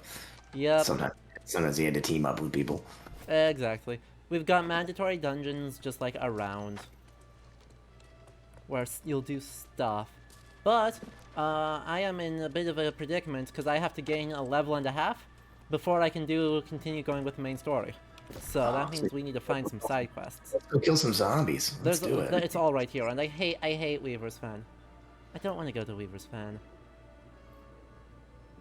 Boo. Then now these different colors, they represent the different factions, and those change hands from time to time. Is that how that works? So basically, what's happening here is, right, so there's an invasion coming up here. That's masked PvE content, where is a wave fight. A bunch of players are going to get together and they're going to do a wave fight. There's a war in Cutlass Keys, and that means one of the other factions has achieved enough influence in the area in order to challenge them for control. And so a war is going to be for who's changing hands. So, like, right here, you can see the purple and green bars, and that's how close they are to a war. And I would have gone bonkers for this kind of game when I was like 12. I know, right? This would have blown my mind. I would have been like, and yet now it's like, I don't know, it doesn't have the same draw as it did back then. Man, I feel like I really cheated on that, like, pick a compliment. Nah, I think that's a good compliment, right? The idea that what material culture they do well, they do well. Yeah, they're clearly like it's not just like totally like made up. Exactly. Fantasy. And as Really they get to like a town with actual like, Euro-colonial early modern architecture, like they clearly do it well.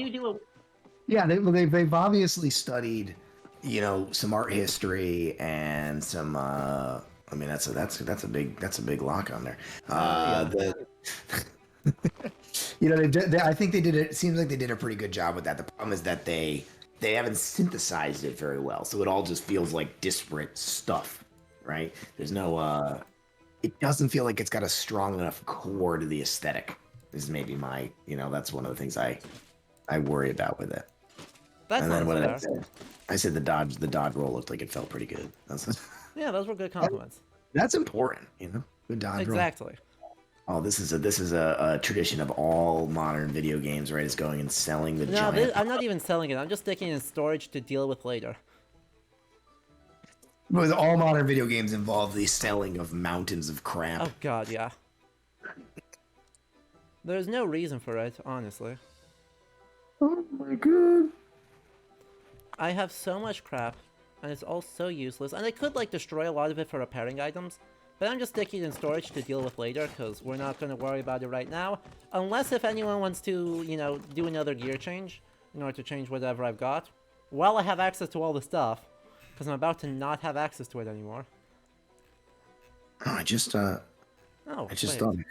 I could just bring up Twitch on my phone. Ooh, fancy. And then just sign on, and then I can actually see the chat. And yeah, they are talking. There's a lot of talking in chat about our Marauder friends' backstory. That has been a lot of noting that that's a very 21st century Orientalist backstory of, oh yes, you're being forced into an unwanted marriage. Like, Western people would never do that. But also are being super gay in the harem. And that is a thing that the Ottomans would hate, but also that we super love. And it's like, yeah, that deserves it. We get a do you see the shit Edward Said for her backstory. Some of the viewers are fans of this game. They're loving on this game, or they're at least enjoying it. They're at least fans of us ragging on the game. Oh, we can do that for a while. Same difference, right? Oh, I say, look at this. Look at this. I'm multi-screening. Got you guys up on my phone now. This is exciting. I do not. Twitch is so confusing to me. What a confusing app. My God. Twitch's mobile app is actually terrible. Oh, I can never find anything. There are, right, the desktop is less bad, but yeah. There's so many buttons. There's I so just- many I don't know. buttons. So many buttons. Oh, good. Y'all are Oh, good. We've got champions. another archaeology quest. Let's go do that. Cool. Let's go over there and go in search of an archaeology quest. It's only a kilometer away. That'll only take like 5 minutes of running. It's like in real life. Exactly. How long does it take to run a 5K? Yeah, well, for me, maybe about 30 minutes. Yeah. Or a little more, a little north of 30. In high school, I could do it faster. Not anymore. That's better than I could do. Oh boy, Like, it used to be. I barely meet got our good country. cardio. I can walk forever, but I cannot run worth anything. By the way, this entire town built itself inside a bog, and then is wondering. Every quest is like, why do we all have malaria? Oh well, but this is before/after germ theory, I assume, right? Sort of. Right? It is before/after is a great way to describe it. I feel like a lot of the elements in this game are before/after, right? Exactly. It seems to be a challenge. Now that again, that's not exclusive to this game. I think almost all historical-ish games have that problem, right? Assassin's Creed's got that problem. Even I remember God of when- War has that problem, where they've got yeah. Sindri just like arbitrarily know about germ theory for a joke. But Sindri's like isn't he like what is he supposed to be? He's a dwarf. What are those guys supposed to be? They're is he the blue one? Dvergar, so they're dwarves. Oh, they're more, yeah. Yeah. So maybe they, I don't know, they're magic, I guess. Yeah, I mean, the in-game explanation was that one of the Vanir just, like, told him, and he's had a terrible time ever since. Oh yeah, because he's the one that's like really doesn't like germs. He's like always Exactly. freaking out germs. It's been a couple of years since I played that game. That game's so good. That game's good. It's real. I just mean in terms of like fun to play, great feeling game to play. I mean, it's also, honestly, a really good history game. yeah, it's the bar is low, but it's well above it. Exactly. is what I would say. Oh, there's another wolf.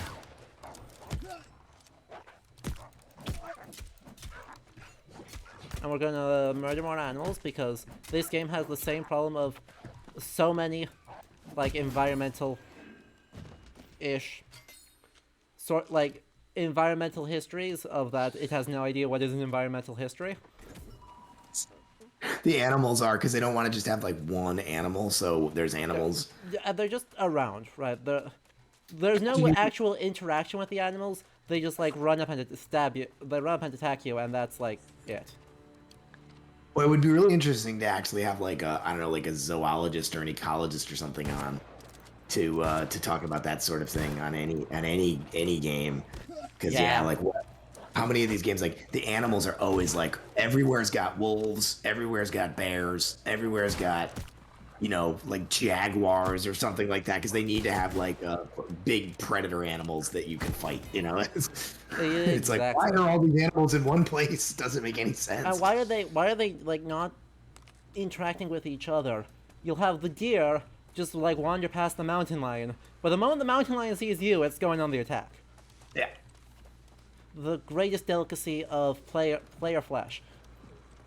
There's like a feeling. I wonder if there's a feeling among developers that they're like, well, most players just don't care about this stuff. I'm sure that that's true to a certain extent, but I think if you really invested in those sorts of things, it would create like an overall just feeling of excellence in a game, right? If you really like thought about that little stuff Exactly. like that.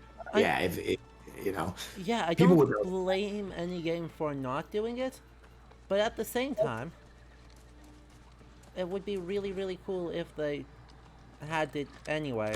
Because I know it's Shoot. hard, right? It's expensive to set up, and it's Yeah. hard to actually code in a way that feels plausible. And so I get not deciding to not make that decision. Oh yeah. But I wish No more question, places made yeah. that decision.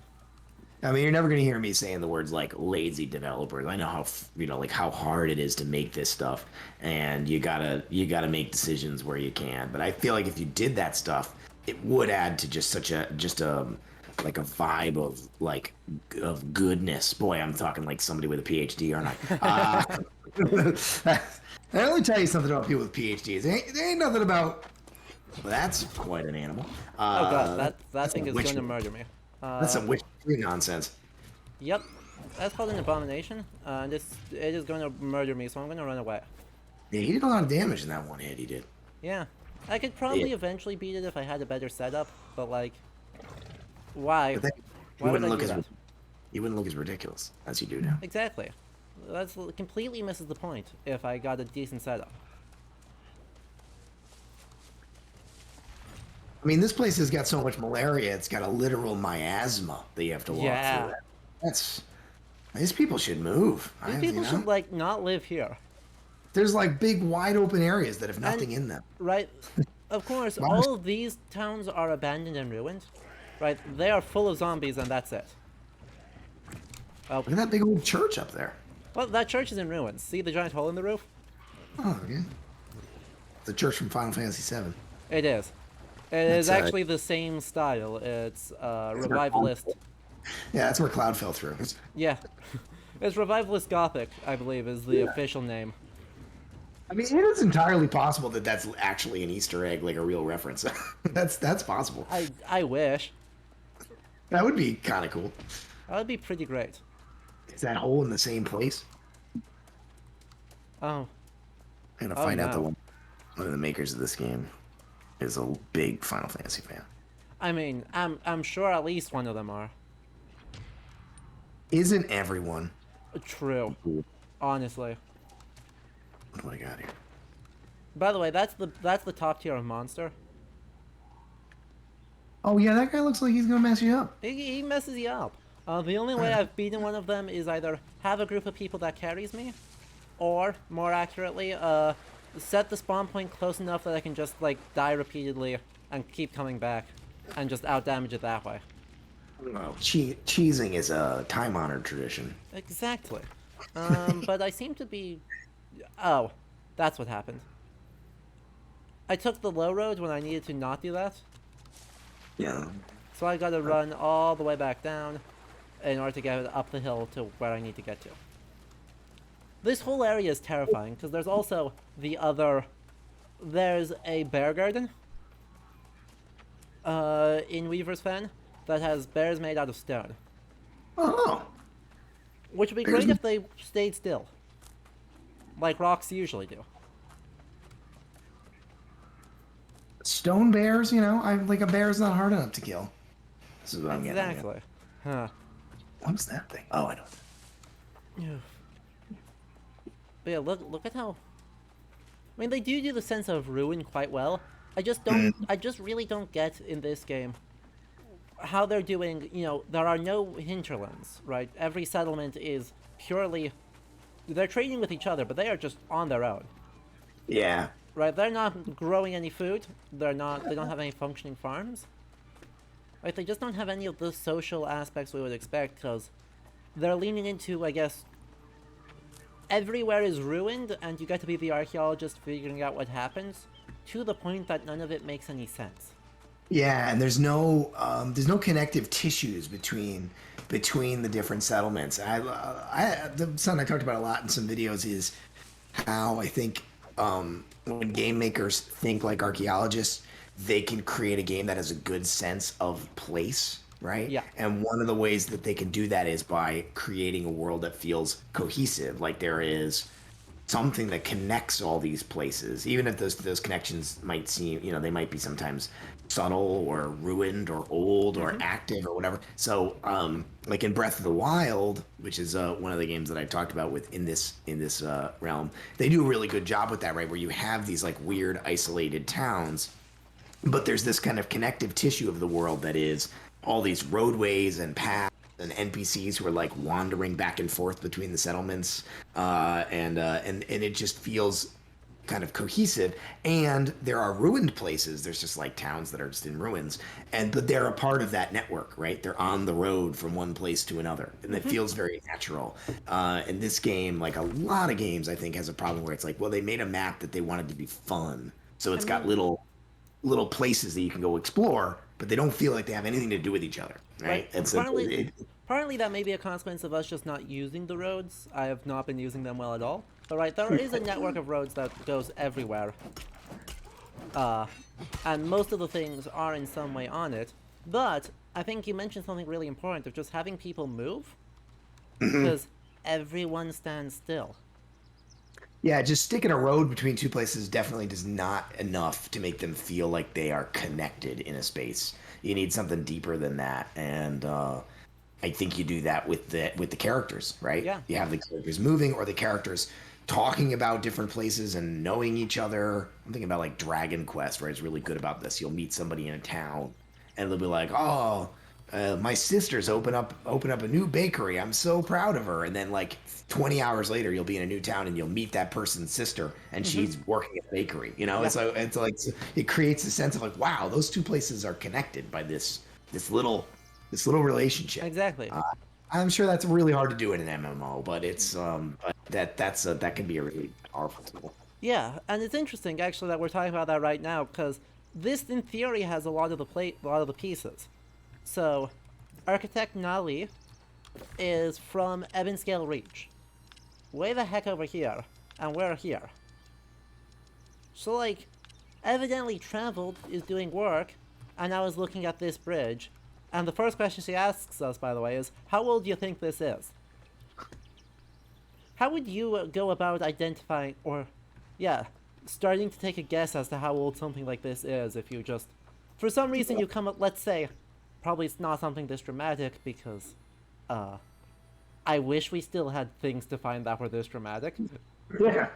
I mean, it would be like a World Heritage Site, right? If something like that actually Exactly. existed. It will have been studied to death.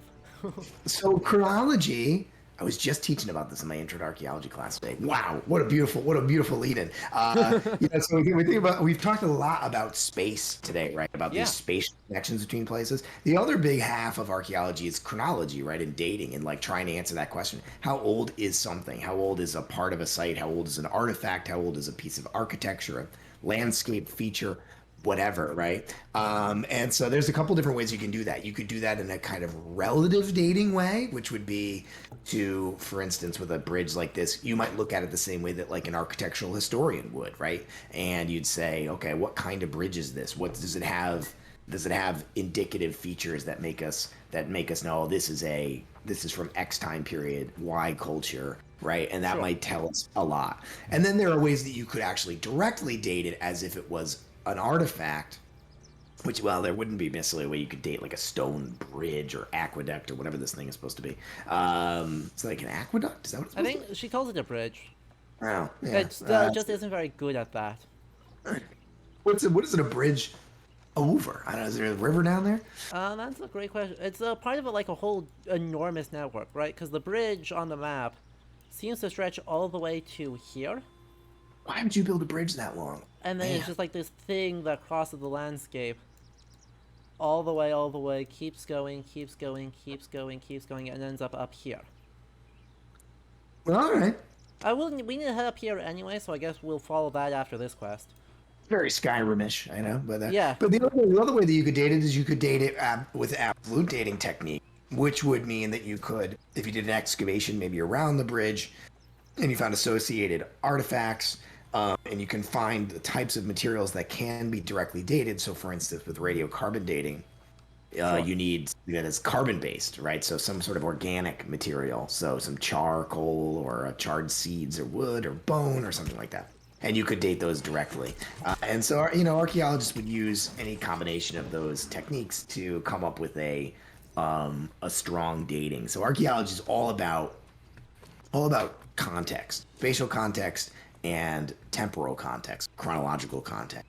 Those are we spend so much time doing that, so that would be a big part of it. Yeah. Say that skeleton we just evaporated. We could have used that. Yeah, absolutely. If you had some reason to believe that skeleton was contemporaneous with these structures, I mean, at least gives us a terminus antiquem. it would give you a date. So the challenge being, is it the It would give you. It must be this old or older. Yeah, because most any archaeological site, most archaeological sites are going to be multi-component, meaning they've actually got like layers of sites, right? They're actually being inhabited on and off for long periods of time. That's not uncommon at all. Sometimes you find a site that's just one, short-term occupation. That's it. But lots of sites are they might have thousands of years of history in them. Think about a tell, right, in Southwest Asia or something, right, where that's like a city that's lived in over thousands of years and it's just stacked on top of each other. And then much less dramatic examples of that. And in those cases, yeah, you have to be really careful and really thoughtful about where your dates are being drawn from. Can you pull them out of, let's say you're doing a bunch of radiocarbon dates. Are you getting your carbon samples out of really secure context? Are they coming out of like a feature or an artifact that you know is definitely associated with the other artifacts of that time period? Because otherwise you can end up with a date that that's just wrong, right? It might be off, could be off potentially by thousands of years because you're actually dating something that's not. And that can be a big challenge sometimes. That's not as easy as it sounds. I don't know if it sounds easy. It probably doesn't sound easy. But it can be really challenging. And so that's what archaeologists really spend most of our time doing, is that kind of stuff, thinking about spatial control and temporal control, so that we can really feel like we're saying something about, we're not just making stuff up, it's actually based on evidence. Reasonable. But yes, a skeleton absolutely All can be dated. You get into lots of ethical. Anytime you have human skeletal remains, instantly you got to think a lot about the ethical realities of that. Yes. Who is the skeleton, and whether you should be messing with it. Usually, the answer is you probably shouldn't be. Generally wise. Yeah, you want to usually avoid that. But lots of other material can be dated using radiocarbon dating. So any kind of animal bone, charred seeds, and wood are probably the most common. Fair. That we use for radiocarbon dating.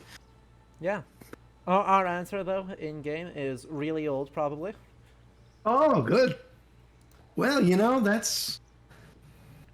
It As might long be all as- the time. they're using oral history as a way of dating.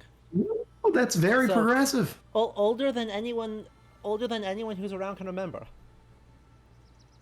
All right, well, it's not the best use of oral history. I love the idea of integrating oral history as a line of evidence. Great. That's good. That's cool. Yep. But if the answer is it's real old, nobody knows.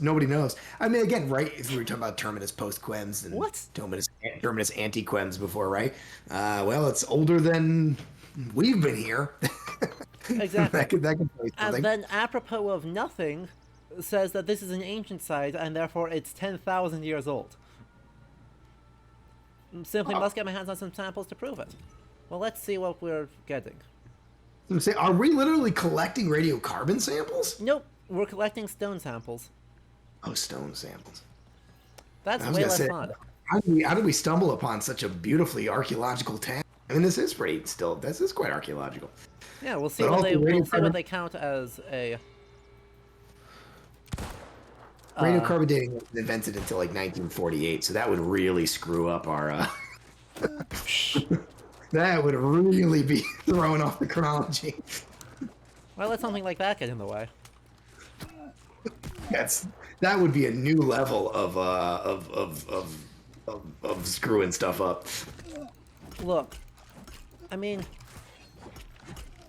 we had the Amrine excavation look like it was using very much like Howard Carter photograph as its primary inspiration. So that's only like a couple decades at that point. Yeah, so that the archaeological method of the 1920s or whatever is there certainly wouldn't be. That's certainly not what an excavation would look like in the 15th or 16th century. Yeah, nobody would excavate at all, right? That's not even like a thing Yeah, anybody that's, like, would not- do. So the idea that's like people are performing essentially an archaeological excavation is itself just a misnomer of chronology. It doesn't make any sense at all. Exactly, and we're just picking up apparently random bits of rock. Seems to be our method of dating here.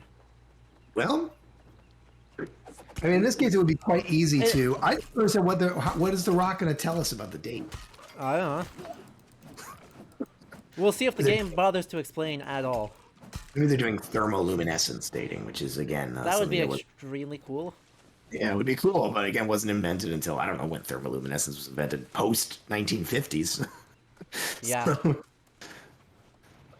Or they're going to be doing potassium argon dating, and maybe it's a volcanic rock that you're dating. But that's usually only useful for dating sites that are like hundreds of thousands or millions. Yeah.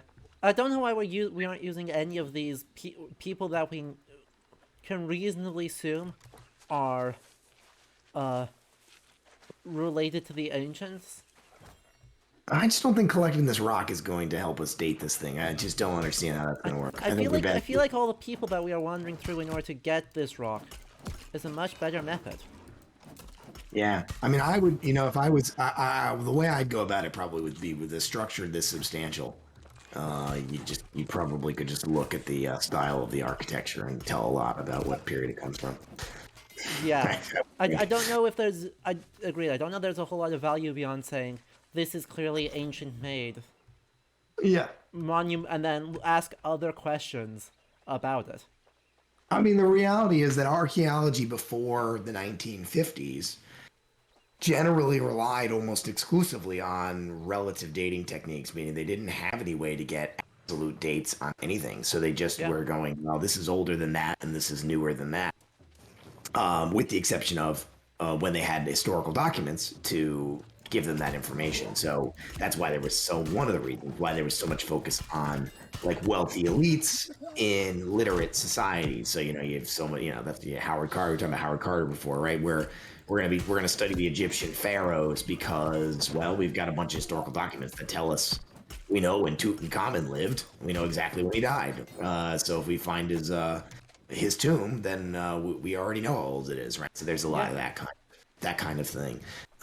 So you just have to rely, I think, in a pre-radiometric dating era like this, you just need to rely on historical documentation. Would be the only way, really, to date sites like this. Look at this beautiful basalt you brought me. I wonder where the ancients sourced it from. Also a good question. Now, sourcing, that's a totally different, that's not really a dating question, but another she question just that apparently archaeologists... on site in her box has a tool to do it. I'll tell you that most of the way that the ways that archaeologists do lithic sourcing, Yes, which is please. an important thing, is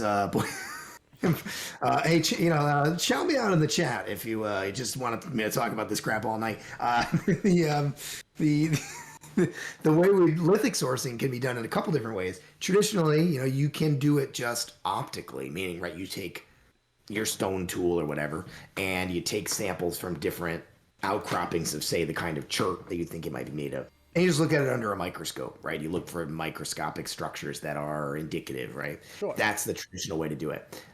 With modern equipment, we can use, a lot of archaeologists use a technology called X-ray fluorescence, which is, as far as I know, magic is how that works. I don't know. As far as I know, it's right. It's a little gun, and you shoot it with it. I know a little bit about physics of how it works, but it's again, it's a gun that costs a lot of money, and you shoot the rock with it, and it gives you the elemental makeup of the stone, which God, that's so cool. Yeah, and so you could do that, and then do that in different. Again, you create a comparative with with different outcroppings around the world, and you just find the match, right? And so this comes from this. This vein in Pennsylvania. You can do a lot of analysis with that about where a stone tool is found on a site. Where did it come from? Well, suddenly you've got a connection there, right, between that place and that site. And sometimes those are very far. So in New England, during the Paleo-Indian period, around 12,000 years ago, it's not uncommon at all for a site, say in Connecticut or Massachusetts, to have lithics on them that come from like northern Maine and western Pennsylvania. So the conclusion most archaeologists have is that people are doing these huge annual rounds, basically up and down the East Coast, following probably herds of migratory mammals. That's the other interpretation might be that there's some sort of a trade network, which during that period I think is less likely because the population density would have been really low. But in later periods, maybe is more likely, right? So you can actually learn a lot. Lithic sourcing is a very powerful tool in prehistoric archaeology. Yeah, I've mostly interacted with that in the context of like volcano and ice core sampling, because I know they use a lot of the same options of either you're doing like elemental compositions based on very small pieces of ash, or in some cases they're actually looking for like very specific glasses that only come out of that are kind of like locatable to each volcano, So it's kind of looking at the similar goal, but trying to look at like a big atmospheric event and pinpoint where it started.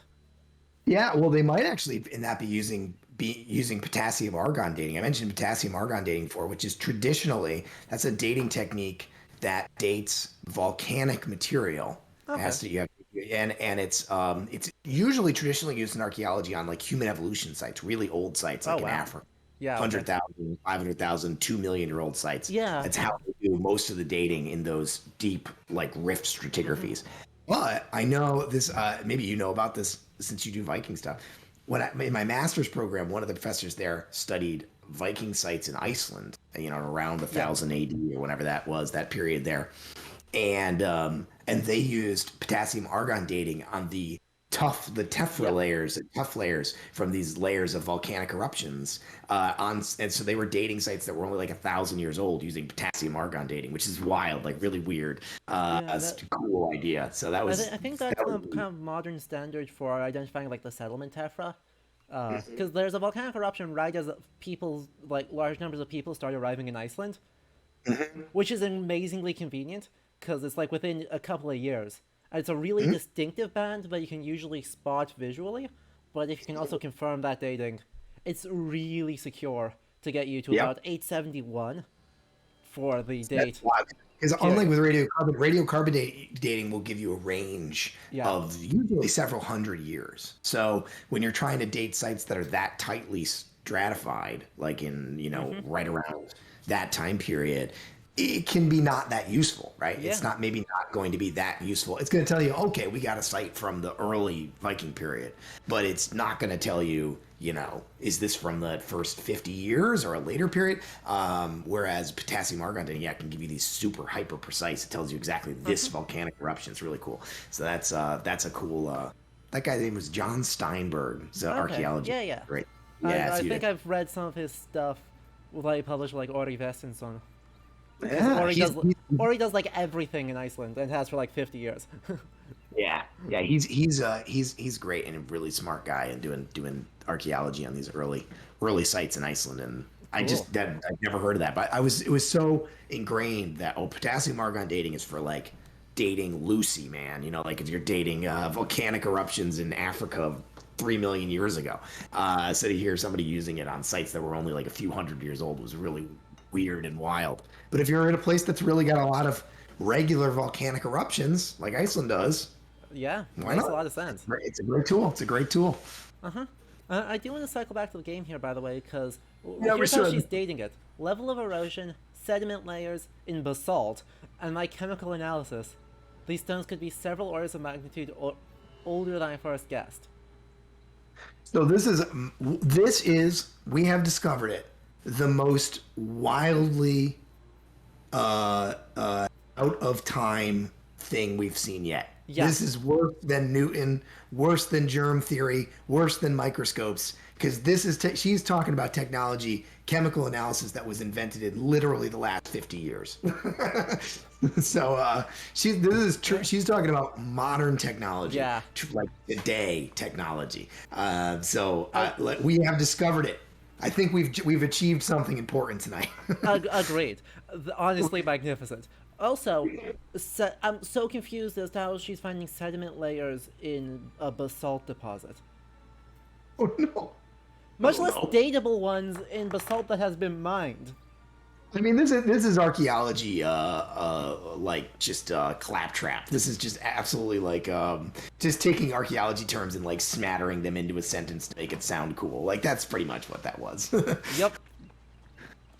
Now she theorizes that another site is a little bit younger. Or someone has published a paper arguing that a certain site is slightly younger. And so now we're going to go check it out. They got academic journals on the side of it? I don't know. It looks like it's oral, because she said it was Master Tinglong once proposed. Oh, so it's just... Is that just someone said once? Or do they have academic journals here? Academic journals, or was it like a Greek, town square discussion, with the smart people of the era or whatever. I don't know whether it has to be Greek, but I don't know. I don't know. It's some kind of maybe it's a university kind of a thing. Oh, I love it. Love it. My What- God, I- this is why- magnificent. Why can't I think of that word when something's like not in the right time period? Anachronistic?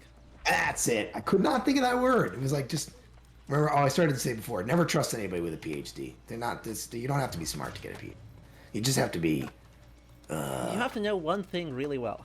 You know one thing really well, and you just have to be very persistent, like in a bad way.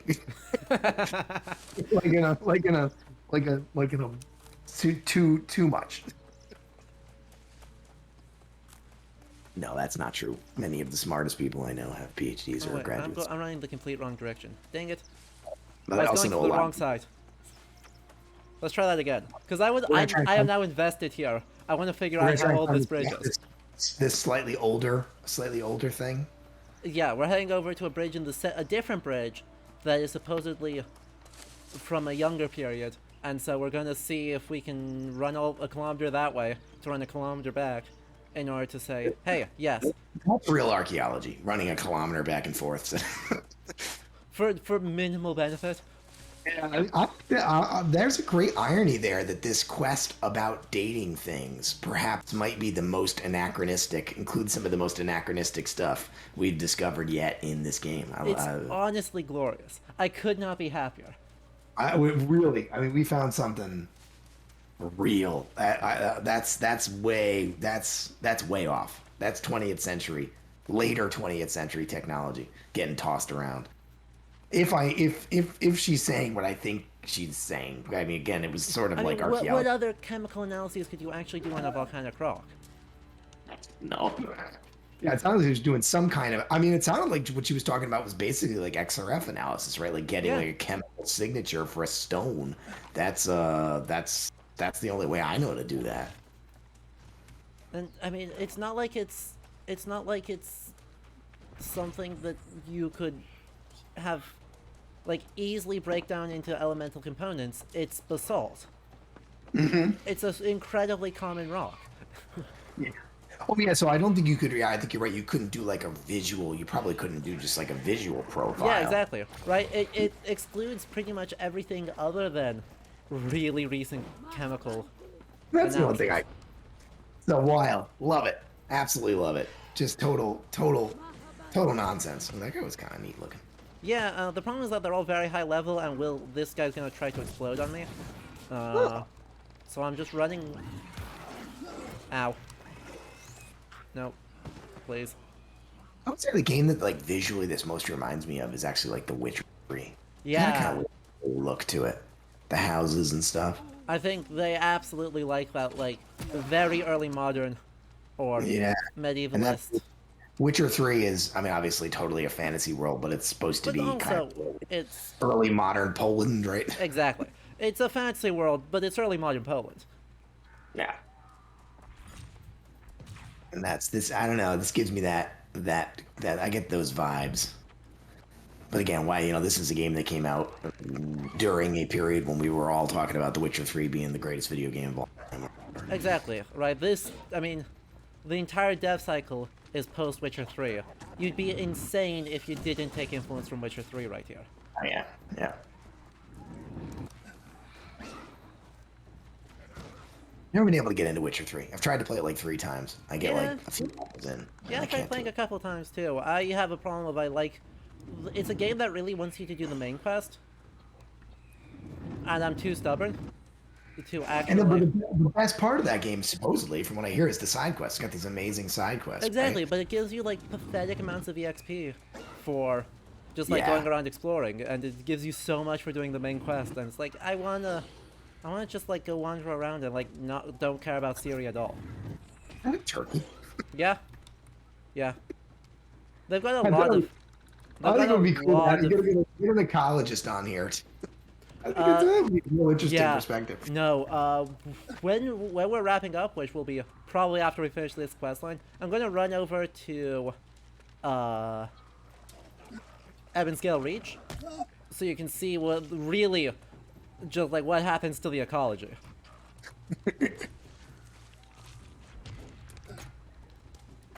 See, that was a nice back. backstep. Yeah, when the combat here works, it actually is, not... It's not unfun. Although it gets a little bit too, it's a little too Skyrim in that like you end up just kind of like tanking through the hits and slashing until the thing dies. Yeah. Having that nice like crunchy dodge, and if you get hit, you're in trouble kind of feeling of really good third person sword fighting games. Yeah. We can think of other nice things to. I don't know. Graphics are nice. It's a nice looking game. It looks and sounds fine. Right? Yeah. It's not Maybe. winning any awards, but it does its job plenty competently. I think I would say that this game kind of bleeds mediocrity.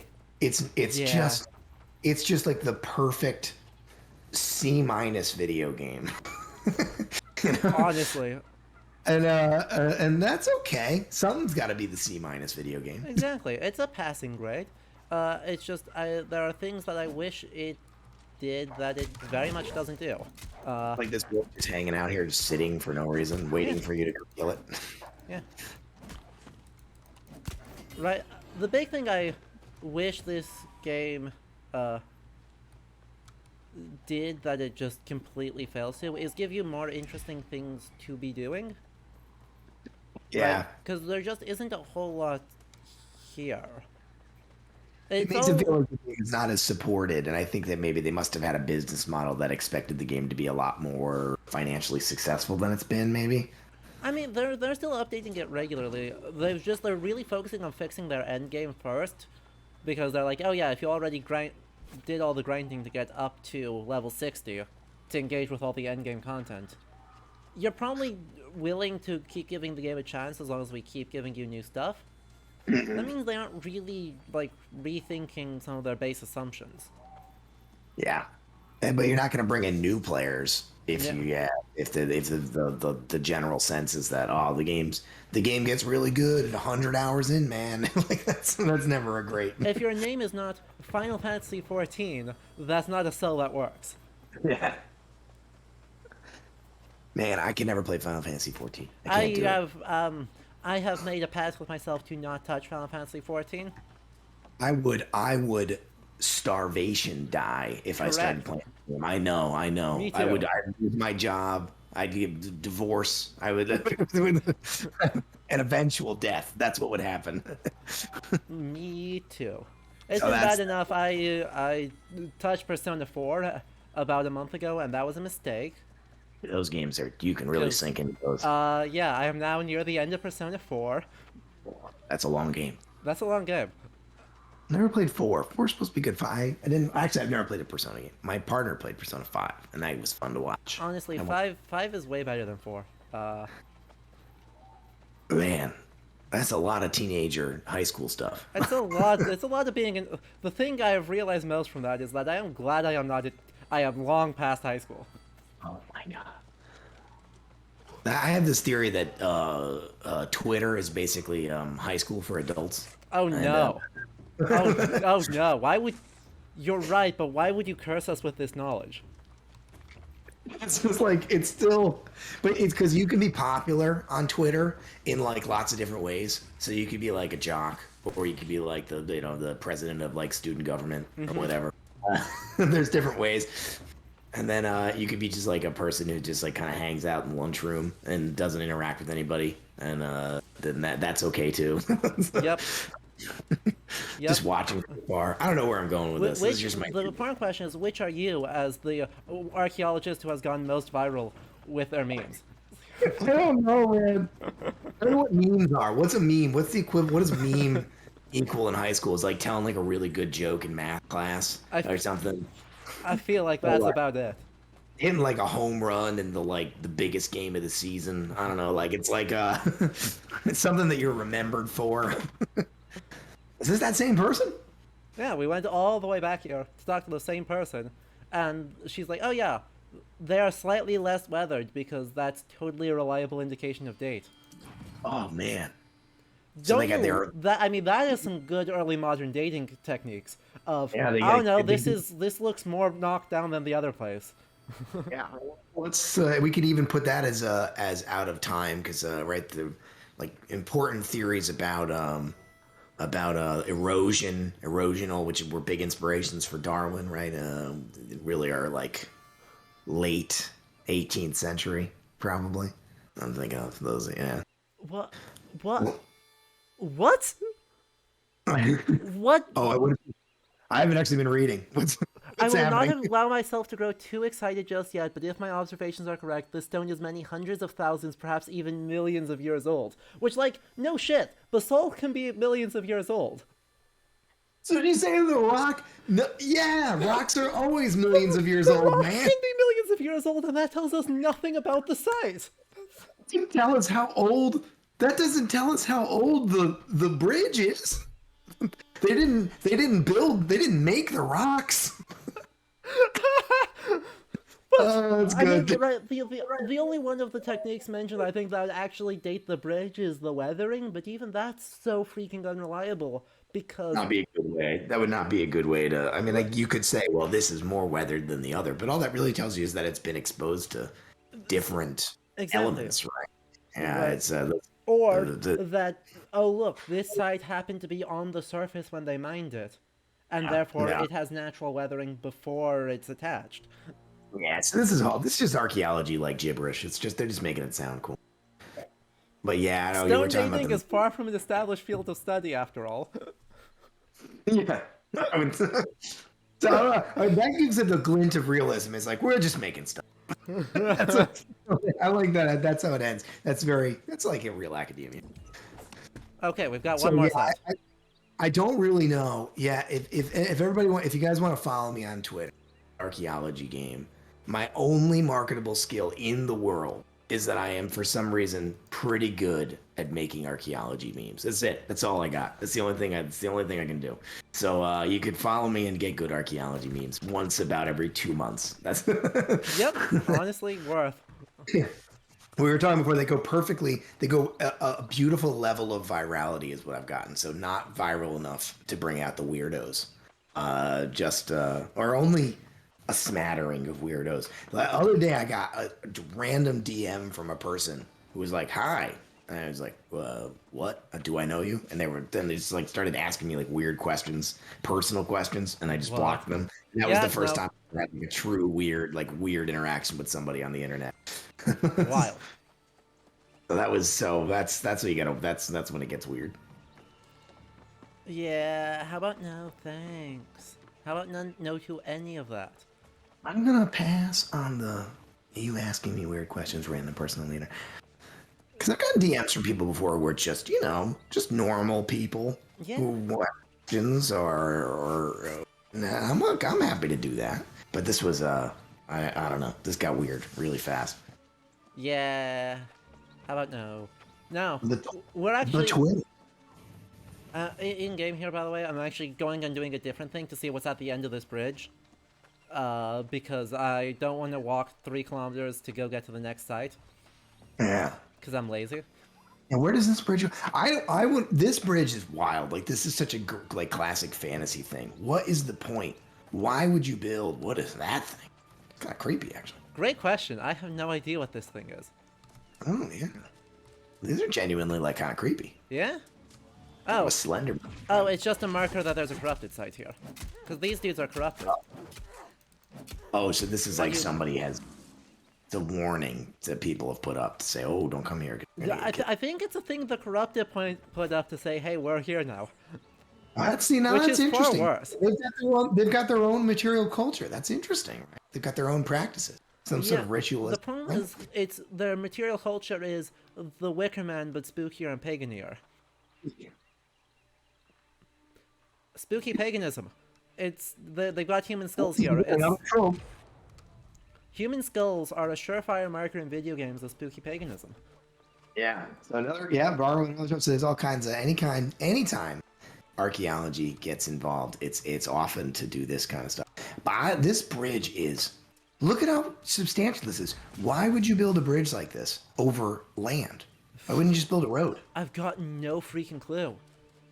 That's why I thought maybe it was it's not like there's evidence of, say, a clearly defined water line here that would indicate an ancient body of water. Yeah. That's why I thought maybe it was an aqueduct at first, right? Yeah. Like maybe it was a raised aqueduct. But Is that what what's makes at it more? the end here? This is basically the end. This is the end, and it just. We're like let's- 200 meters away from the end. We'll see what's over that's, here. This is an exciting. What a thrilling I conclusion. know, right? Walking to the end of a bridge. There's a deer. Okay, Oh. there's an American elk actually. I mean, what? That doesn't make any sense. There's turkeys here. There's bison here. There's American elk here. We're in the Azores. Did you know? Clear markers of being in the Azores. Which just none of it makes sense. These villains.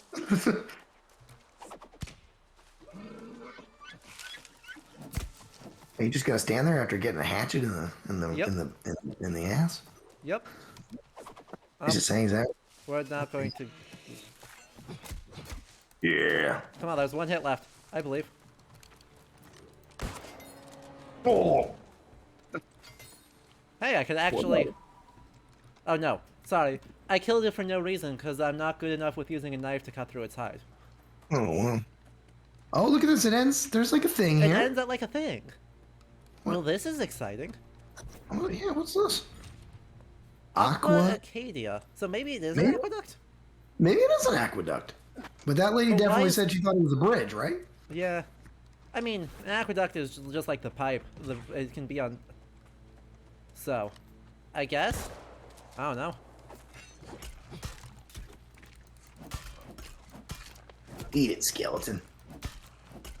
Exactly, we're gonna make this go. Oh, okay. We Make are that, suddenly. make that skeleton give up. We are at.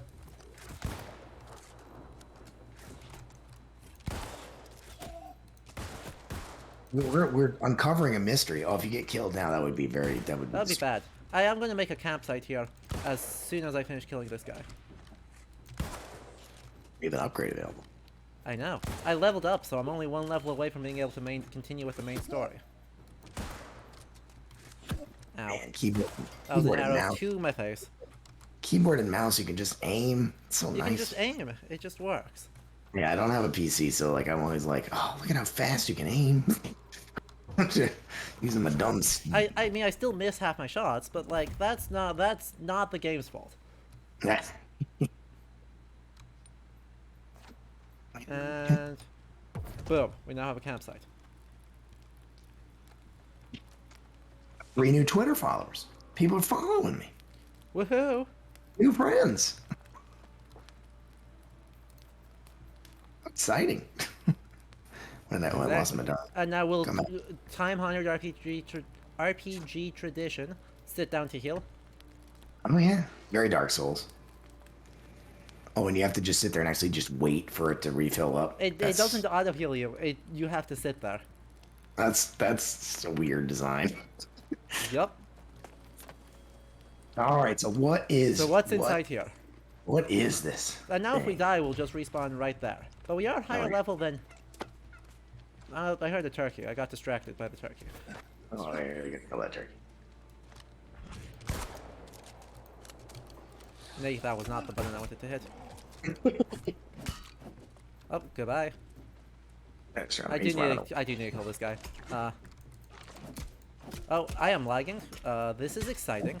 Oh, this is adding. Love lag. It's adding some drama. Exactly. Oh, you're hurting. I'm fine. See, I'm too close to him. Oh, there's another guy there. Ow. I do have heals. I healed right on time. We're good. We're good. Oh, We're good. you got him. All right. Not even Now hurt. we're gonna solve a mystery. Exactly. We already solved a mystery, and that mystery was we found the largest anachronism in all of the game. It's a good mystery to solve. Honestly, true. It wasn't a mystery I knew I had, but it was also something that is absolutely lovely to find out. There's a lot of skeletons here. A lot of skeletons in here. A lot of skeletons who seem to believe in spin to win. Spin to win. We're mostly playing Dark Souls. We should have just played Dark Souls. We should have just played Dark Souls. That would have been a lot more fun. Next time we're playing Dark. What's actually in here? There's a Guardian Taskmaster. Oh, that's annoying. Not like a big man. Yeah. There's He's there's like a vague mini boss. he's gonna mess you up. All right, let's decided. Next time, I think we should play. I think Play your favorite game, Dark Souls 2? Yeah, play Dark Souls 2. Because I played Dark Souls 1 on this channel. I have not played Dark Souls. I played Dark Souls 2 for like one episode on this channel. Which Dark Souls 2? Bloodborne. True, but Bloodborne's- Bloodborne is still exclusive, and that makes it annoying.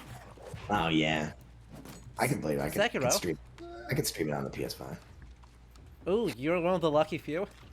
I do. It took me. I own a PS5. It took me a long time to find one last year, and I, totally honest, like just basically use it to play PS4 games, like everybody else.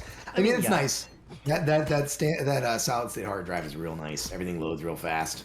Everything looks a little bit better, but it's not it's by no means a necessity yet. Yeah. Now, if Elden Ring was a next gen exclusive, it would be a necessity. True. But I mean, right, I'm in the boat if I want to get it because I don't have I just like don't have a PS4, and so why get a PS4 at this point? Oh no, yeah, I would get the PS5. I did from other than the fact that you can get a PS4 for real cheap. Relatively cheap. And there's a lot of good. relative. We got a bunch of modern weapons out of this very ancient site. Oh, nice. Whatever this is. Fresh water. So I don't Are know. you I think sure, this is. Gabe? I think this is what we've learned is that I think this is actually an aqueduct. I think this is actually an aqueduct. And that lady just had no idea what she was talking about. Yeah. Like any good archaeologist. Oh, good. And this was the person who hid it, because they are two treasure hunters, antiquarians, sorry, who hide notes for each other to find each other. Antiquarians. That's a good. I mean, antiquarians. That's a good kind of a quasi sort of archaeologists sort of called themselves that in the 19th century. Exactly. It's So a again, good. It's a good name for the period because it is properly suggesting just how little they're actually caring for the site. Oh yeah. Because, yeah, just straight up, like, hid a hand-drawn map in, a very ancient chest. I was like, yeah, this is fine. This is not at all contamination. Man. Not even slightly. This is wild. Imagine being that bold. So what did everybody learn about tonight? We talked about absolute dating techniques. Exactly. Talked about XRF, preservation, taphonomy, site formation process. We talked a lot about a lot of stuff. We've had some good discussions, some good archaeological pedagogy. And we had some discussions about Dark Souls, and that's important. Exactly. That's I think that I think if we do this again, we play Dark Souls 2. And you could just play it, and I'll just tell you about why. Incredible. And I'm going to go over to this extremely ancient site to see how ridiculously far are they going to claim the ancients were alive here. Millions of years. And then we'll call it a day. Hit me up in the chat if you think Dark Souls 2 is the best. Nobody in the chat thinks Dark Souls 2 is the best. Don't worry, they're on a delay. It's just because they're on a delay. Yeah. I'm just a hipster. What can I do? What can I do? I'm a hipster at heart. I can't help it. Look at this. Oh yeah, so this is what corruption sites look like. Ooh. When they're corrupted, you get this, and then when we get too close, a bunch of legless monsters are gonna show up, and it's gonna be terrible. Run away. Keep running away, cause holy moly, this place is high level. Oh yeah, this point they're gonna kill you. Not if I run fast enough. You're gonna die with your fancy blue gun. I believe in myself. I am running away at the speed of light. We're gonna be fine. To your green hat. I switched it out for the dumbass helm. Don't I worry. like that. Don't worry. Oh, is it still there? We got the power. Yeah. Oh, it's so bad. It's so good.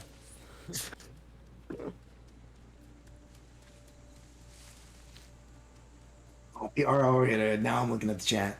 Oh, Fighting words. we got some fighting words. We got dunno, and a very lukewarm, nuanced take here.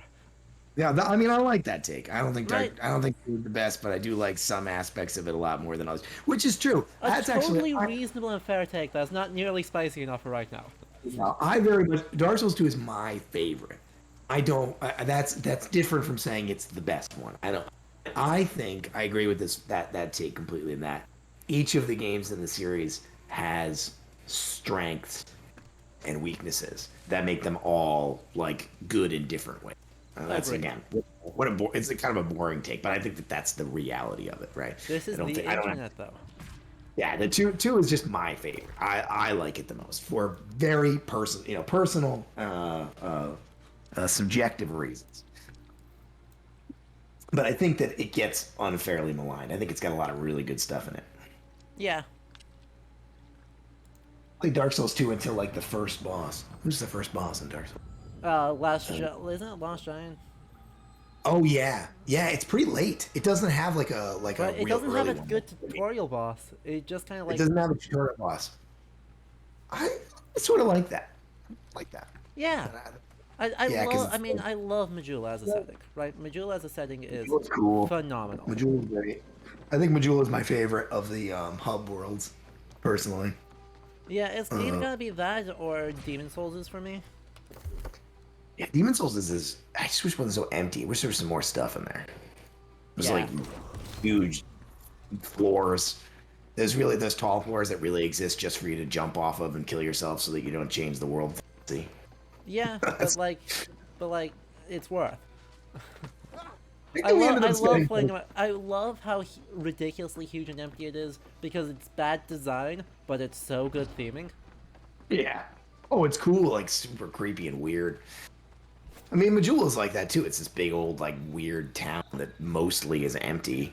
I like it's I like the sprawlingness of it as opposed to the two Firelink shrines are so like this tight little space. Mm-hmm.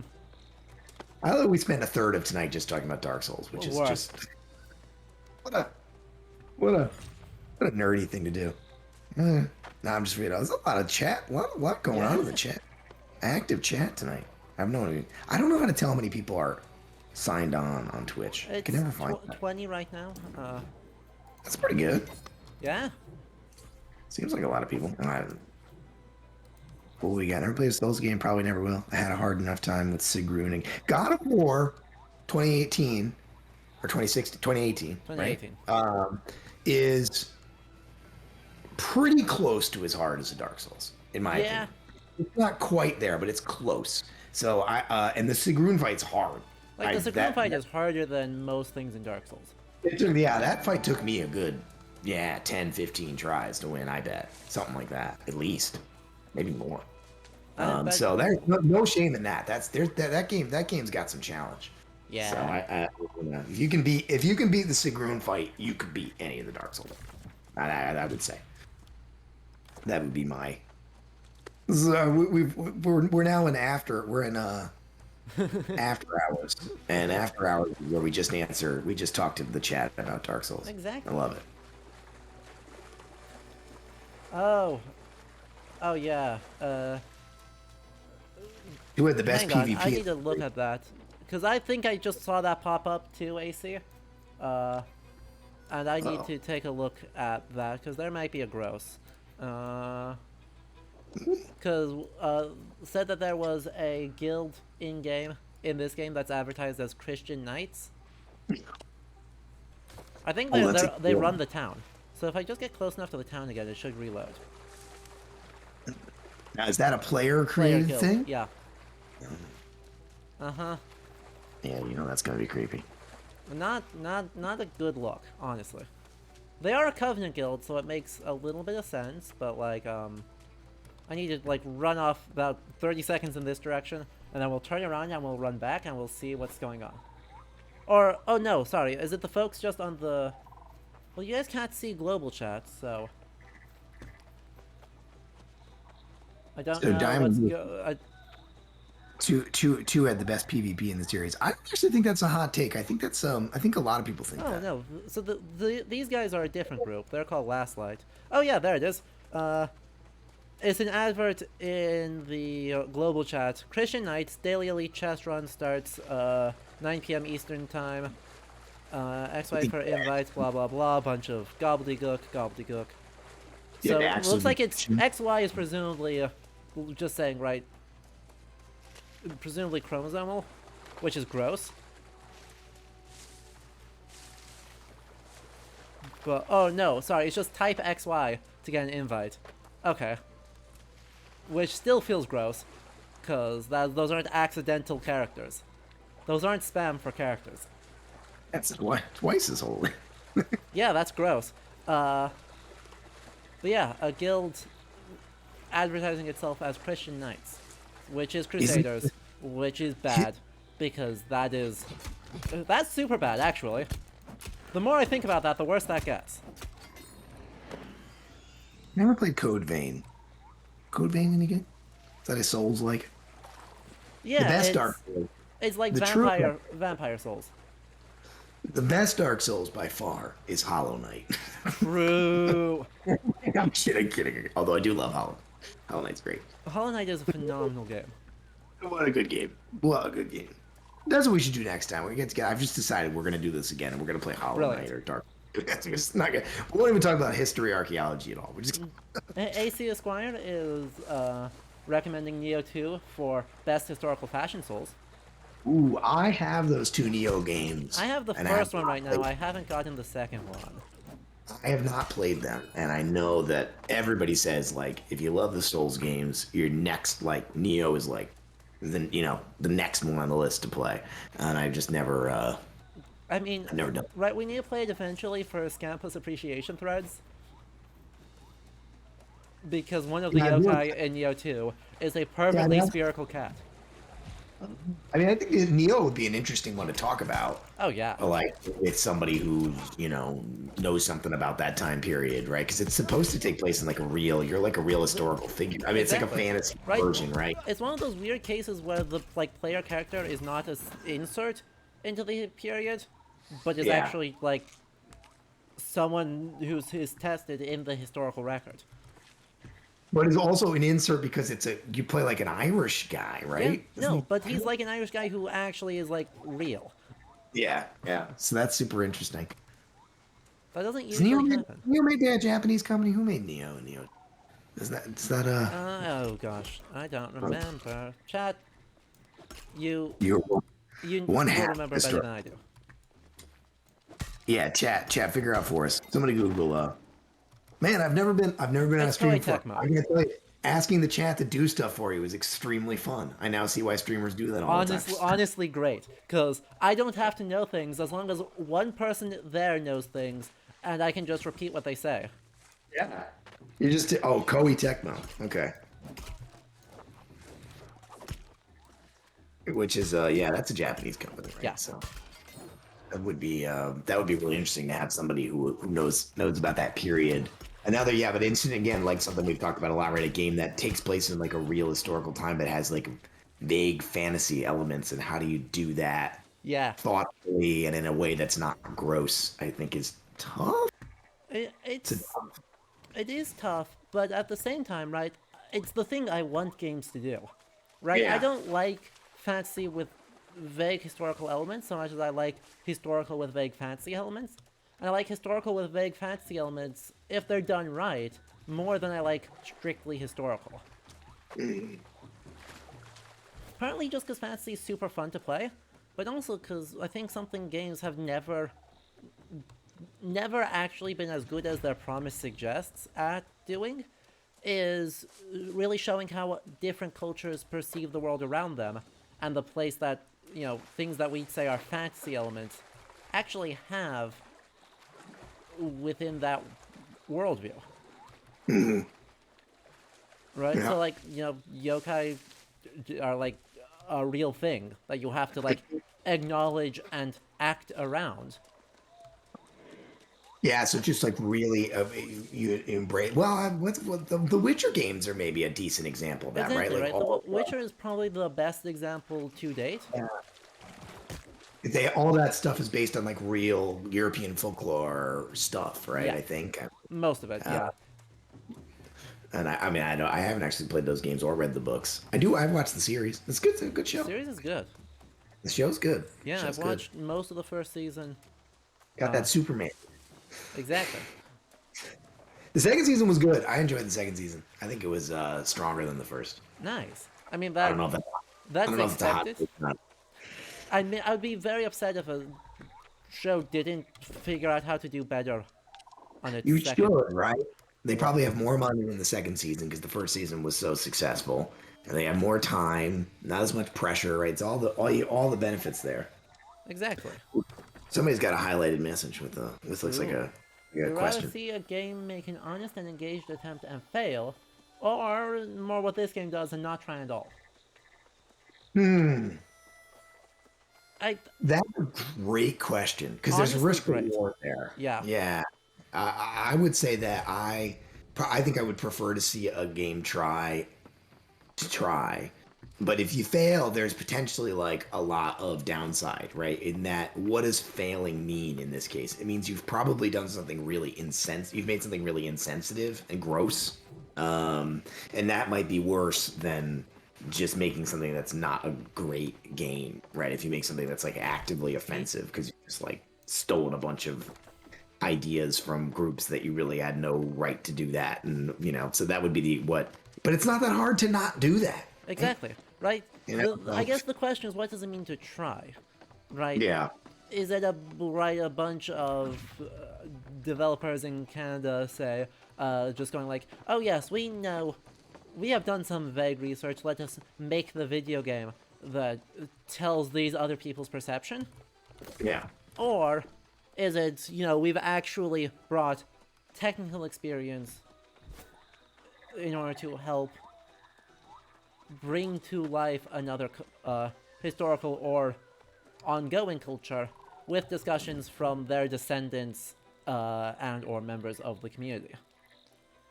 Yeah, if you're bringing those, if you're bringing those folks into the discussion, bringing them into the writers' room, paying them to do it, Yes. which is something that I think maybe doesn't happen as often as it should. That can be a really powerful thing. And there's some great examples of that. Oh, man, I wish I remember the name of that. A few years ago, there was like an indie game that was made by like some Inuit folks, and Never it was Alone? like really, yeah, was that it? I Pretty can't sure remember. that's Never Alone. Yeah, and I've never played it, but I just remember reading about it, and because I don't own a PC, so it's hard for me to play games like that. Yeah. And it was really like an inside job. Yeah. It was made by people about their own stories, and that was really powerful. Is what I heard. Yeah, it's super good. So how do you do it in a sense like where like a big AAA studio is going to do Exactly. that? It would be. It can't be totally an inside job, right? Because you're going to be a game that's the size that needs thousands of artists or whatever. You'd need to, but you got to find a way to bring those folks in and really collaborate in a meaningful way. Yeah. Right. We're going. It's cool because there's like a whole subgenre starting to emerge of various indigenous groups telling stories about themselves in games. Right? Because there's one coming up, should release this year, called Skabma, that is Sami. Oh, cool. I'm gonna check that out. Yeah. I would check that out. And then there's, what's another one? I think it's called Inua. It's about the Franklin expeditions, but Inuit writers. I think the director is Inuit as well. So There is stuff in this space, and like everything, it's an amazing subgenre, and I'm so thrilled for it. And like in most cases, most of the really good, interesting stuff happen in that indie space. Yep. That brings to mind the big debate, the discussion that's happening about all this consolidation that we're seeing in the big companies, right? Microsoft and Sony buying all these big companies. I had friends I have that are like in the indie game space are concerned about that. I think they're worried that that's really going to cramp. Understandably so. smaller publishers from being able to really. It's going to get harder and harder for them to make something that can actually be seen and visible, and so that's a concern because there's so much dynamism in the indie space. Yeah. Even in just super artsy, like I'm like loving all these like Annapurna interactive games. I know Kentucky Route Zero, just Yeah. really wild stuff, different stuff. Yeah. Or Outer Wilds we talked about before, right? That game is so different from anything else. And again, I don't know. Again, I guess those are maybe Annapurna is getting big enough that they're not an indie studio anymore, but I think they Yeah. were. But right. Yeah, I don't know. It's weird because like they're like, I guess I'd call them like almost getting up to like AA publishing. Yeah, They're not necessarily right. It's like them and Devolver are not necessarily indie, but they're not indie either. Yeah, but they also like they're publishers, right? So companies that are making games for them are indie people, and they're just like sort of specialized. Devolver, yeah, is another great example in taking these games that are smaller games and putting them in front of people's eyes and winning awards and doing all that stuff. Devolver Digital, what did they do? They did like Fall Guys and stuff. They've done so much. Um, They're that, honestly mostly known for having the best E3 press conferences because they have spent the last 4 years pastiching the idea of an E3 press conference. E3 is a weird, what a It's weird weird. space it is now. It's like dead, right? Because it's gonna be online again. Yeah. I'm just looking for anything else cool happening in the chat. I think I could if I could. I think they're moderate. talking about how absurd the hunter guy's name was. Yeah, I saw that too. I almost commented on that. It was obviously supposed to be like an over-the-top British, Exactly. right? Yeah. Goofball I think name. we talked about him 2 weeks ago though, on just how he's the comically incompetent hunter with a high reputation, which honestly I love. Right, one of very few great NPCs there. Cause of course you should pastiche that. Yeah. Cause that's right, mediocre white man with a legacy. Absolutely pastiche that. Make fun of it. History. History is full of those guys. So how now we are at the moment of truth. How old do you think they're going to claim this is? Oh, We're I mean, she supposed already to- told. The oldest The site in Rock. the area. Yeah. Okay. I can't actually read it. So well, like So the on my answer, old enough that I'm questioning my methods, but since you asked, somewhere in the realm of 12 million years. So she's saying that the rocks are 12 million years old. Yes. And Which- by implication, the site as 12 million. But yeah, I think all we've officially confirmed is that there is a basalt this formed, works. that this site, they're trying to claim that that's 12 million. But all they've actually shown is that the basalt was formed 12 million, which is reasonable. I mean, not by that, but that's also like, yeah, you again, the makers of the bridge did not make the basalt. They did not make the rock. I mean, so what this lady is really, I mean, is that what she's claiming? Is she supposed to be a geologist, or is she supposed No, to be she's like an architect. Oh, an architect. So they just like didn't think that through Yeah. at all. Yeah. Because that's an interesting geological determination, but Yeah, that it is. doesn't tell you anything about the about the architecture or Not the really. archaeology. Not a single thing. 2 years old, it was made by her brother. I don't know what. 12 million years. Hysterical. The implication that the ancients were just vibing around, presumably enslaving people 12 million years ago. It's the ancient aliens, dude. That dude. That guy. We don't like that guy. Immense. We Now, don't like. last thing for today, because we are basically on time. You were talking about, trade and connection and making places feel like they're lived in and people are interacting with each other and there's all that stuff. What if we just went to China? In Wait, the what? Azores. Wait, what? Welcome to Evan Scale Reach. What? What? I mean, it's like we were talking about before. Like maybe this is like I don't want to say maybe it's better, right? But we were kicking around this idea before about like imagine a place where you actually had all these cultures from different times. It's like immigrant communities, right? A lot of times Yeah. immigrant communities, when like, immigrant communities will move to a new place, and then the cultural traditions will go off on their own timeline, right? Yeah. Separate from whatever's happening back in the country that they emigrated from, or the place that they emigrated from, and so you get like a whole new cultural tradition, right? That might You do. be. So it would be really interesting if they explored that in this game. Is what would happen if, okay, Romans showed up here, and then 1,500 years pass or whatever it's supposed to be, 2,000 years or whatever pass, and what would happen to the Roman culture isolated from Rome, nothing to do with Rome, for hundreds to thousands of years? Interesting stuff would probably happen. Agreed. And So this is not, I don't think, quite that. agreed. And importantly, right, I think something different, a different mechanism happens in the context the game has set up versus, say, 19th century Chicago, where all these immigrant communities create these enclaves, right? And so you end up with Bronzeville being radically different from Greektown, being radically different from Chinatown, being radically different from Pilsen, being radically different from, all these different towns within Chicago. This is different because it's not like the immigrant communities have a dominant culture to define themselves against. Yeah, they're Right, not or staying together. Everybody to, who like, lives in this town is cling not from to- that place. because it's all too old.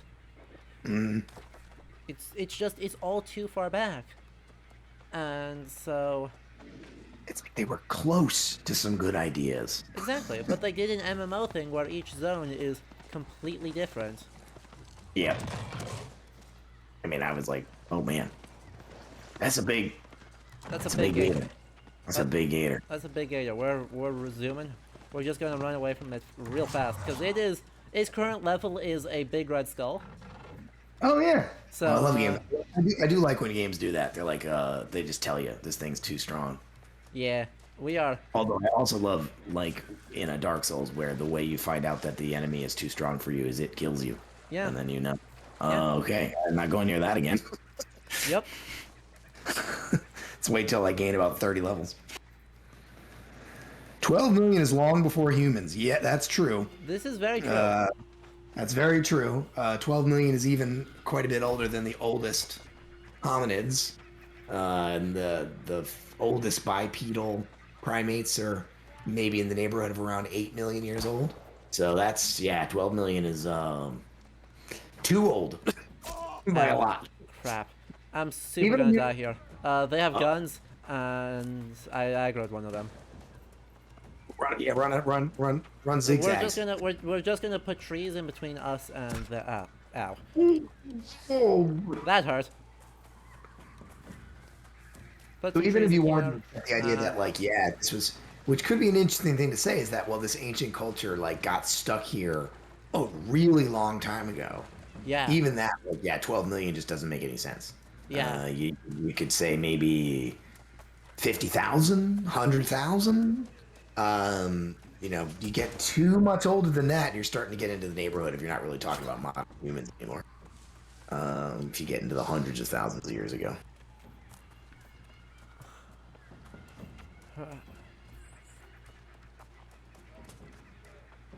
Okay. The oldest hominid is about 14 million. I wonder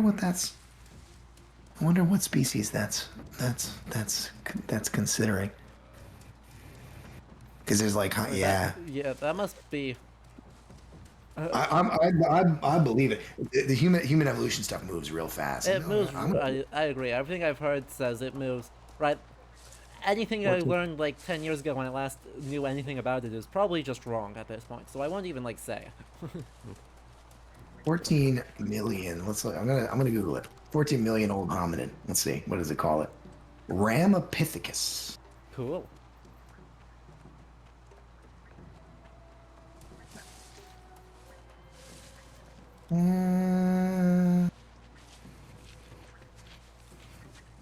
Doesn't even have a. That's a genus. Doesn't have a species. Oh. Well, I usually think of Sahelanthropus as the first hominid, or Auroran tuganensis. That's the one that last time I checked was supposed to maybe be the first bipedal, but it's been a while. okay. It hasn't. No, we made it from, God, this view never gets old. Turned into a Wheel of Time game. I'd be. I'm gonna die. I don't have 1,000 health to take another hit. I mean, I think like the question of like what's the, how do we want to measure what the first like meaningful primate is in our line? That's really complicated to try and tackle.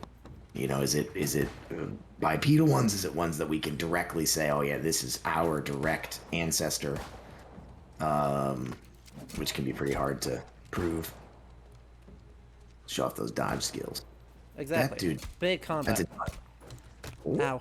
But that's you're not doing a lot of damage to this I'm not guy. doing a lot of damage, but I'm also, luckily, guns suck, so I'm not too worried. It's good dodges. I mean, I'll tell you that dodge looks like it feels pretty good. They should do more. Should have made that more central to the combat. I feel like the combat breaks down into too much, like just like smashing into each other and out tanking one another.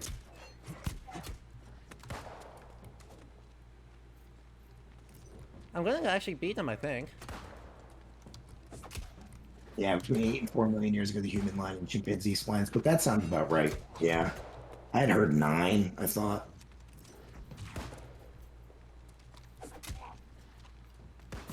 Ow. Come on, let me heal. Okay, I got the heal up at least. Like, can you cheese him? Can you like just like throw Oh, I'm hatches? absolutely cheesing him. I mean, I don't know if I'd call this cheesing. You're doing some slick dodges, like right, like the millisecond before he shoots. It's pretty good. That's not cheesing. Oh. I'm on fire. This is bad. Come on, give me the heal. Give me the heal. Oh. Right there. You know, 1 death in 3 hours is not bad. We've been doing this for 3 It's hours. 3 hours, and so on Holy that shit. death, I think that is where we will actually call it a night. So, I can tell you, that's the most fun I've had in quite a while. That was a I'm blast. glad. I got a really good I time. mean, I do super enjoy showing this game to people because there's so much that you can talk about, though sadly it's mostly at the game's expense. You know, they asked us to say some nice things, and we said some nice things. I think that's fine. Lots of F's in the chat. A lot of F's in the chat. Lots of it, as we should have. I came this close to beating him. I took one unlucky ability to the face. You were pretty good. That guy was clearly, you were not supposed to be fighting. Nah, that does tell me, luckily though, that right, I'm only like 5 or 6 levels away from where I could actually start that area reasonably. So you're all, yeah, the curve is tight, right? So you got to go a couple levels and then suddenly that kind of thing. Because I is know not that I hard. know the recommended level for the area is 52, and I'm level 39 right now. Oh, so that's well below. But So you were surviving at all. It's doing good. yeah. Anyway, if people enjoyed this, where can people find the stuff you make? Yes, absolutely. So, like I said, you can grab me. You can find me on the Twitters at Archaeology Game. But if you want to hear the stuff I've been making, you want to go to Video Game Archaeology on YouTube. So the full URL is YouTube/C/Video Game Archaeology, all one word, just like any other channel. Or if you throw it into the search, I'm sure it'll come up. And you'll see a little picture of me, and that's me. I make videos about archaeology and games and other stuff. So come check it out. That'll be that. I'd love to have you, and let anybody else know that you think might like it. Awesome.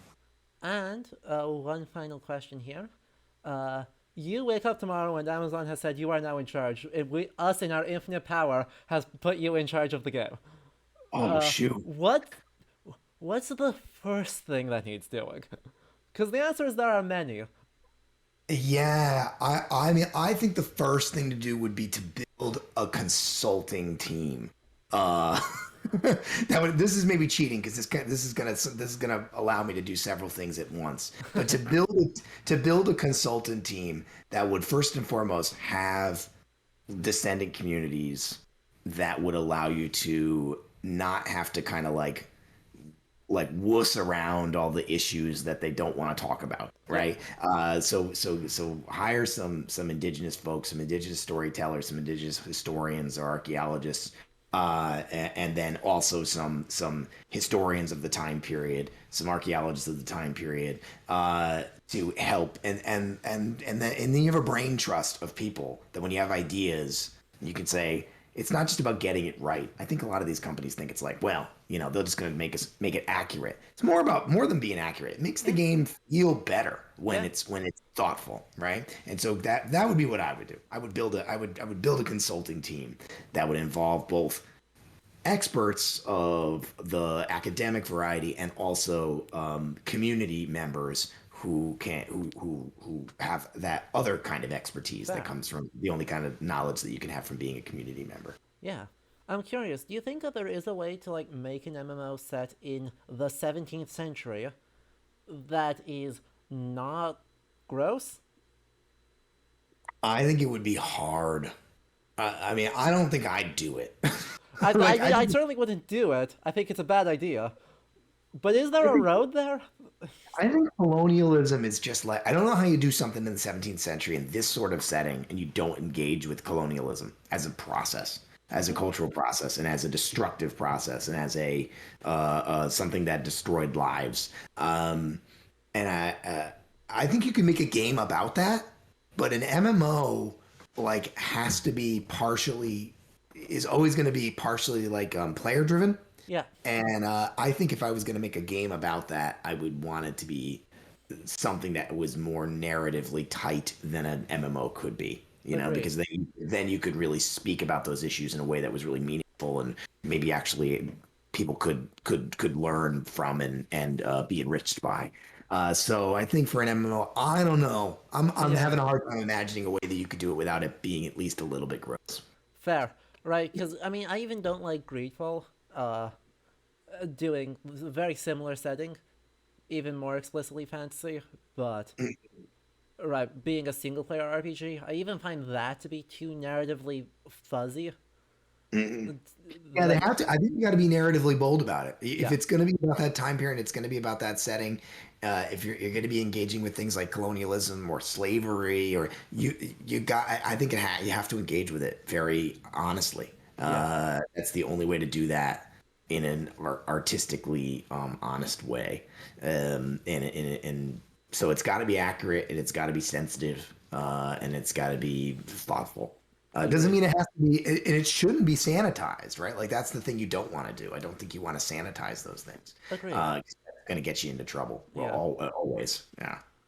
And sadly, that's what the game does, is that slavery is pushed off onto the 12 million year old ancients, Yeah. uh, and we don't really actually get a chance to engage with the environmental destruction of colonialism, of the human destructions of colonialism, and what all the consequences of this might actually have been. Yeah, another thing that like an ecologist might be like a historical ecologist might be an interesting perspective is there's definitely like you're running around cutting down all these trees Yeah, and killing all these animals and like that kind of and environmental destruction that comes with colonialism. Yeah, I it's a good mean, point. That's right another element. before stream, you mentioned like Iceland as kind of their go-to example. Iceland had 95% deforestation within the first 100 years of settlement. Well, that even that's not that far off in New England. All Yeah, right, in New England between 1620-ish, or 1610 or something, and by probably the very early 19th century, probably had about 85% deforestation. so So that yeah, incredible, incredible, and then the reforestation actually happened quite quickly. That now New England's back to like 60% reforested or something like that in the last 100 years. Although it's like there's how that's happened and been managed isn't always the best either. But yep, but but It has a huge impact, Yes, on the it environment. does, and it's And that has cultural impacts, of course, too, because that yeah. can be a form of genocide, right? Too, to destroy a landscape that a culture relies on. So that's all entangled. So yeah, my answer would be that I think that a game has to. You can't pussyfoot around it. Fair. I feel like this game is done. It's kind of like doesn't want to engage with those things, and so it just sort of doesn't. Yeah. Uh, and I'd like to see them engage with those things more honestly. And that has risk. There's risk associated with that for sure. Yep. I agree. And if we know one thing about Amazon, they sure don't like that. No, yeah, they Sure, don't. sure don't. I think you could definitely I can think of other game studios maybe would be more willing to do that. But yeah, Amazon is not a game company. They're like a massive, right? It's like They've got enough Facebook. money that they could take literally any risk and lose $1 billion and not blink. But I think they're worried about their losing, credibility, I guess, is probably what they're worried about, right? I mean, here's the thing though. Amazon Game Studios has started 3 games. This is the only game they've haven't canceled. So I don't think as a game company they have any credibility left to lose. Yeah. I don't even know why they wanted to get into this space. I don't know. It's weird. And like, why make something new? Why don't they just buy another company, right? Isn't that what you just like? By someone who knows how to make games. I mean, I think that's what they did, but then they made them work on way too big of a game. Yeah. Yeah. The development story from the little bits that have come out for this game is just bonkers. And it exists. I mean, they made it. Yeah, I mean, it sure Well, sure is a game that got released. It's, if the best thing I can say about this game is that it does in fact exist. Yep.